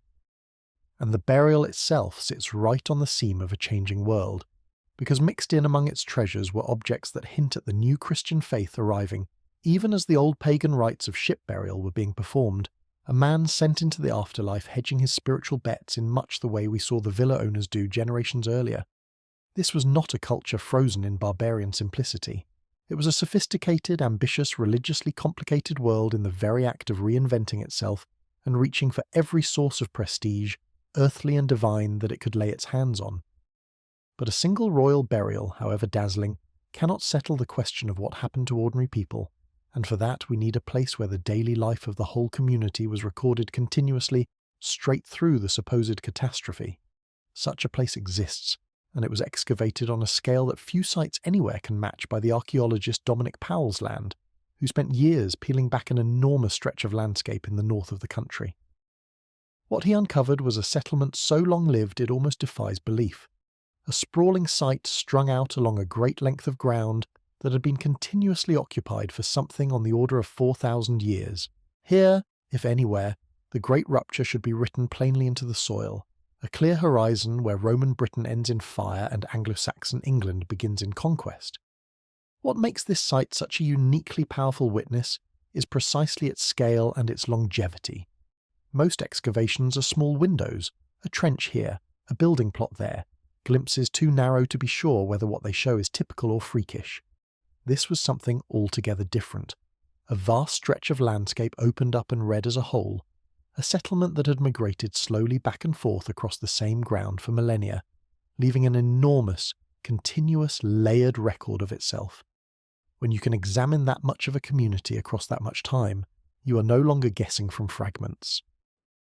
You are reading the long autobiography of an entire place, and a place that lived through the supposed invasion from beginning to end is exactly the witness you want, when the question is whether that invasion wiped everything away. A small trench might miss the catastrophe by chance. A site this size, watched across the whole crucial span, gives the catastrophe nowhere to hide. So when it fails to appear, that absence carries real weight. It simply is not there. Powell's land dug through the very centuries when the invasion was supposed to have torn the country apart, and he found no sign of the cataclysm at all. There were no mass graves of the slaughtered. There was no layer of ash and destruction marking the burning of the old world. There was no abrupt break, no violent red line in the earth separating a Roman before from a Saxon after. What he found instead was continuity. The same place lived in by the same kind of community, going about its business across the supposed apocalypse without missing a step. What did change was far more modest and far more human. The fashions changed. People began dressing differently, favouring new styles of brooch and ornament, taking up different kinds of weapon, adopting new customs for burying their dead. The material culture shifted. The look and feel of things moved with the times, but the underlying community carried on. It was not a replacement of people. It was a change of style, the difference between a town being conquered and a town simply updating its wardrobe over a few generations, which, as transformations go, is rather less apocalyptic than the legend demands. If the things people owned had changed but the settlement had not, the obvious next question is whether the people themselves had changed, and here the bodies in the ground can be made to speak with remarkable precision, thanks to a beautiful piece of chemistry. As a person grows up, the water they drink and the food they eat, drawn from the local rocks and soil of wherever they spend their childhood, leave a permanent chemical signature locked into the enamel of their teeth, a signature that varies from region to region according to the underlying geology. That signature never changes afterward, no matter where life carries them, which means that centuries later a scientist can examine a person's tooth enamel and work out with real confidence the kind of place where that individual grew up. The specialist Paul Budd, working at Durham, applied this method to a couple of dozen skeletons from that long-lived northern community, expecting perhaps to find a population of incomers from across the sea if the invasion story held any water. The result was a quiet demolition of the whole conquest narrative. Of the 24 people tested, only a tiny handful, just 4, had grown up anywhere other than locally, and the identity of those few outsiders is the detail that turns the legend completely on its head. They were not a warrior aristocracy of conquering Germanic chieftains lording it over a subdued native population. They were women, buried without any particular grandeur, who had come from across the North Sea, modest immigrants rather than conquerors. And more striking still, a large share of the rest of the community had grown up not in the east at all, but in the west of Britain, in the upland country toward the other coast, meaning that the people living in this supposedly Anglo-Saxon settlement were overwhelmingly British, with a small leaven of incomer women among them. The cemetery that looked, from its grave goods, like the resting place of invaders turned out, when the bones themselves were questioned, to be full of locals who had taken up a new fashion. The Saxons, on this evidence, were mostly Britons in different brooches. None of this means that nobody crossed the sea, or that the period was free of violence, and it would be just as foolish to swing to that opposite extreme as it was to believe the total conquest in the first place. People certainly did come over from the nearby continent. The incomer women in that cemetery prove it, and there were surely raids, battles, displaced families, and genuine hardship in many places, because that is what the human story looks like in every age. The argument is not that the arrival of these newcomers was a gentle, bloodless affair in which everyone held hands. The argument is narrower and far better supported, which is simply that whatever migration and conflict occurred, it did not amount to the wholesale extermination and replacement of one people by another. Real movement of people, yes. The death of a nation, no. Those are entirely different claims, and the evidence comfortably supports the first while flatly refusing the second. And once you stop to think about the sheer arithmetic of it, the total replacement idea starts to look not just unsupported but close to impossible. Britain at the end of the Roman period held a substantial population, very likely numbering in the millions, the accumulated descendants of everyone who had farmed and built and lived across the centuries we have been exploring. To replace a population that size, you would need an absolutely colossal influx of newcomers, vast fleets ferrying hundreds of thousands of people across the North Sea in small open boats and somehow feeding and settling them all while eliminating the existing millions, a logistical undertaking that beggars belief for the technology of the age. The numbers simply do not work. A comparatively modest stream of incomers, even an influential and well-armed one, cannot physically have swamped and erased a population of that scale. What it could do, and what the evidence suggests it did, was establish itself as a new dominant element, set the fashion, supply the new ruling families, and gradually draw the existing majority into a new way of identifying themselves. That is not replacement. That is takeover by trend-setting, which is a great deal less dramatic but a great deal more plausible. The genetic evidence, which you might hope would settle everything cleanly, instead does something almost more useful, which is to demonstrate honestly just how complicated the truth really is. Scientists studying the DNA of the modern and ancient population have argued the question back and forth with considerable vigour. Some, reading the patterns inherited down the male line, have concluded that a substantial number of men did arrive from the nearby continent, enough to leave a serious mark on the population. Others, working in the very same field, and sometimes the very same institution, have read the data quite differently and argued for a far smaller incomer contribution. When equally qualified experts looking at the same genetic evidence end up sharply disagreeing about how many people actually crossed the sea, the one thing you can say for certain is that the answer is not the simple, total, tidy population replacement of the old story. The genetics do not hand us a clean conquest. They hand us a muddle, a mixture, a question still being argued, which is exactly what you would expect if the reality was gradual blending rather than wholesale invasion. The mechanism by which a small dominant group can reshape a whole population without ever coming close to replacing it is something history has demonstrated again and again, and it is worth spelling out because it dissolves so many of the apparent puzzles. When a confident, well-organized minority takes the top of a society, controls the land and the power and the prestige, the people beneath them face a simple, practical choice: to get on, to prosper, to marry well, to avoid trouble and seize opportunity. It pays to look and sound like the new people at the top, to adopt their dress, their customs, their names, and above all their language. Over a few generations, with no need for any massacre, the majority can quietly remake itself in the image of the ruling minority, until the grandchildren of the conquered are indistinguishable in speech and style from the descendants of the newcomers, all of them now thinking of themselves as one people. The native population does not die. It converts, for the very sensible reason that fitting in beats standing out. It is a process driven not by swords but by ambition and the universal human desire to be on the winning side, and it leaves behind exactly the kind of evidence we actually find: a change of culture sitting on top of an unbroken population. There is, admittedly, one stubborn fact that the invasion theory has always pointed to as its trump card, and it is a good one, so it deserves a proper answer. If the Britons were not wiped out and replaced, then why on earth does England speak English, a Germanic language, rather than a descendant of the Celtic tongue the Britons actually spoke? Surely the death of the old language proves the death of the old people. But language does not work that nicely, and history is full of populations who change their speech without being exterminated, adopting the tongue of a dominant or prestigious group over a few generations while remaining, in their blood and their bones, exactly who they had always been.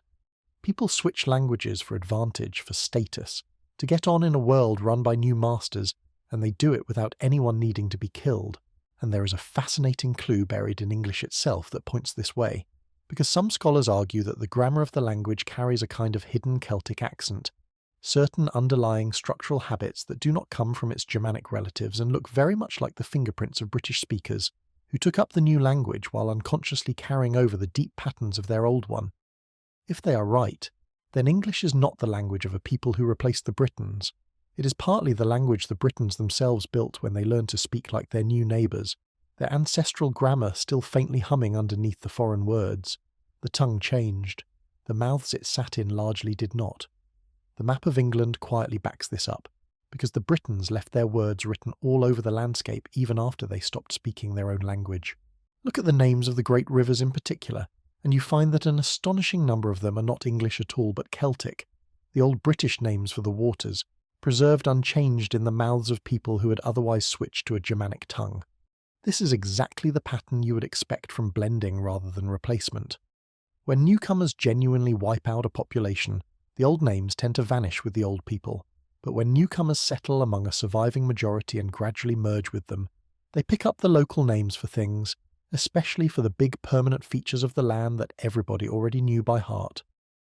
A conquered and exterminated people does not get to keep naming the rivers. A people who stayed, intermarried, and slowly adopted a new language hands those names on to their own descendants without anyone quite noticing. Every time a modern English speaker says the name of one of those ancient rivers, they are speaking a word in the language of the Britons who supposedly disappeared, a small daily ghost of a people who never actually went away, only changed how they spoke of themselves. So if the great conquest mostly did not happen, where did the overpowering belief in it come from, the conviction so strong it named a nation?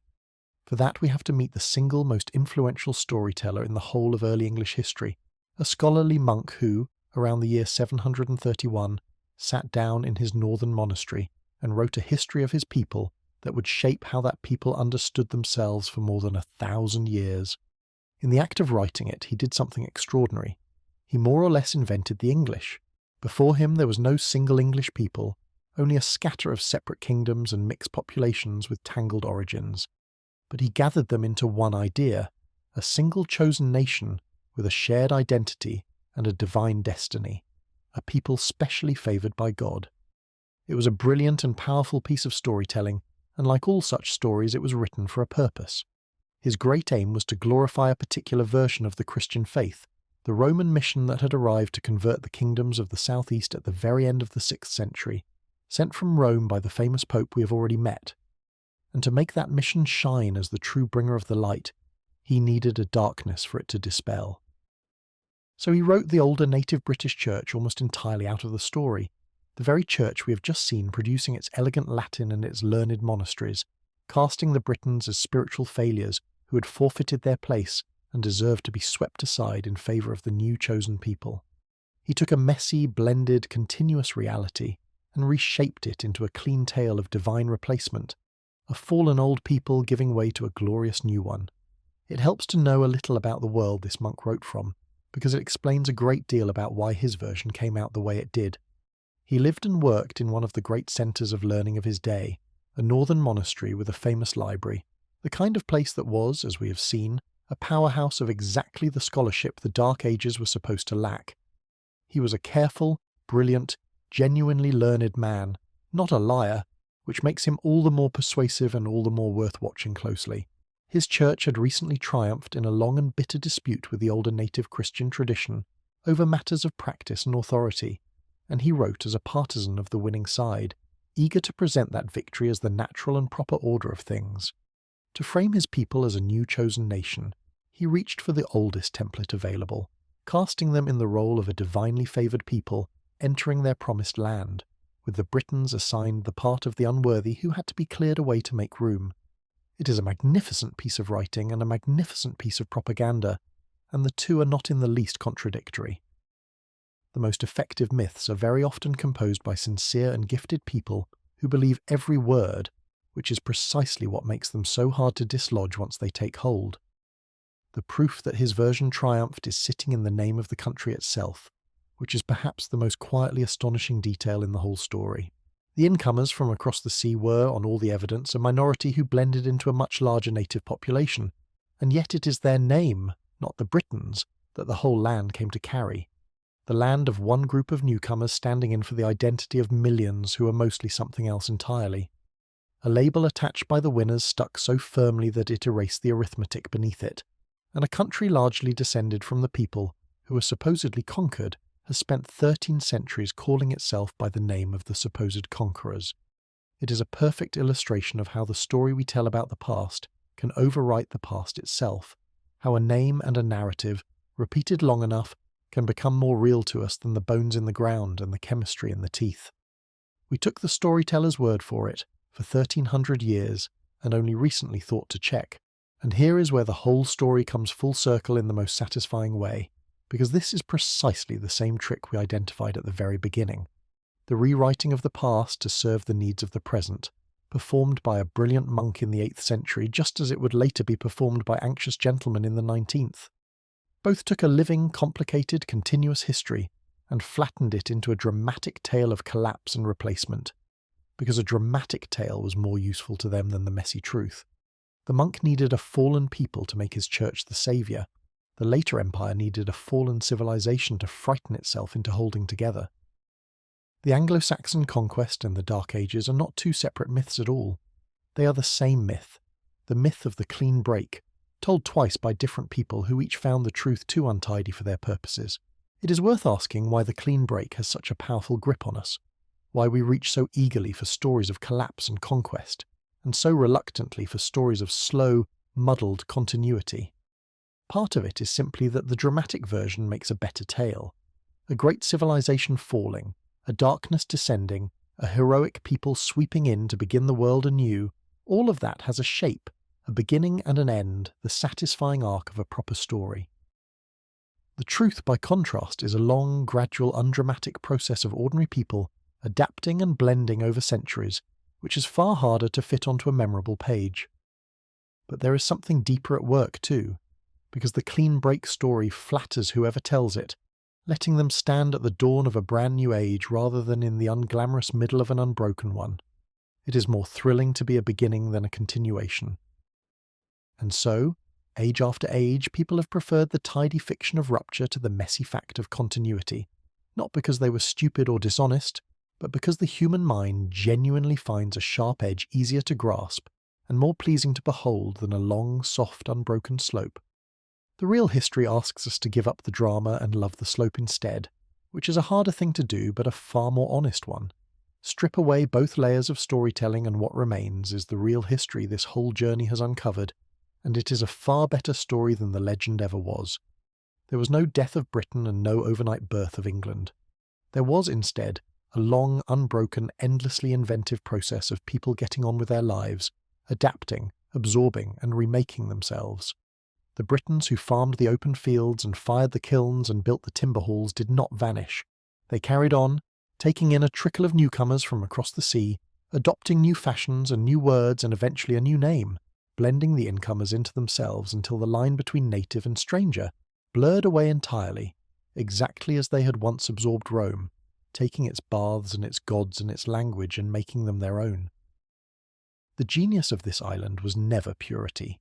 It was the opposite, a remarkable and unending talent for taking in whatever the world washed up on its shores and turning it into something that felt, within a generation or two, entirely and unmistakably its own. The identity that emerged from these centuries was not built on untainted blood or a single conquering people.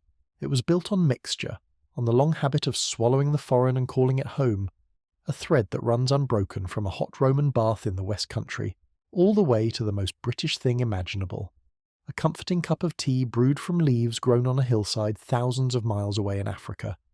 Every supposedly timeless symbol of the island turns out, on inspection, to be something borrowed, absorbed, and made local, which is not a weakness in the story, but the whole point of it. That is not the behaviour of a civilization that died and was replaced. It is the behaviour of one that simply never stopped, that met every arrival the way it always had, by reaching out, taking what was useful, and quietly becoming something new without ever ceasing to be itself. That is the truth the silent witnesses gave back to us once we finally learned to read them. The pots and the bones, the pollen and the stones, the buried ships and the chemistry locked in ancient teeth. They told us, with one quiet voice, that the lamp the legend swore had been snuffed out was never extinguished at all.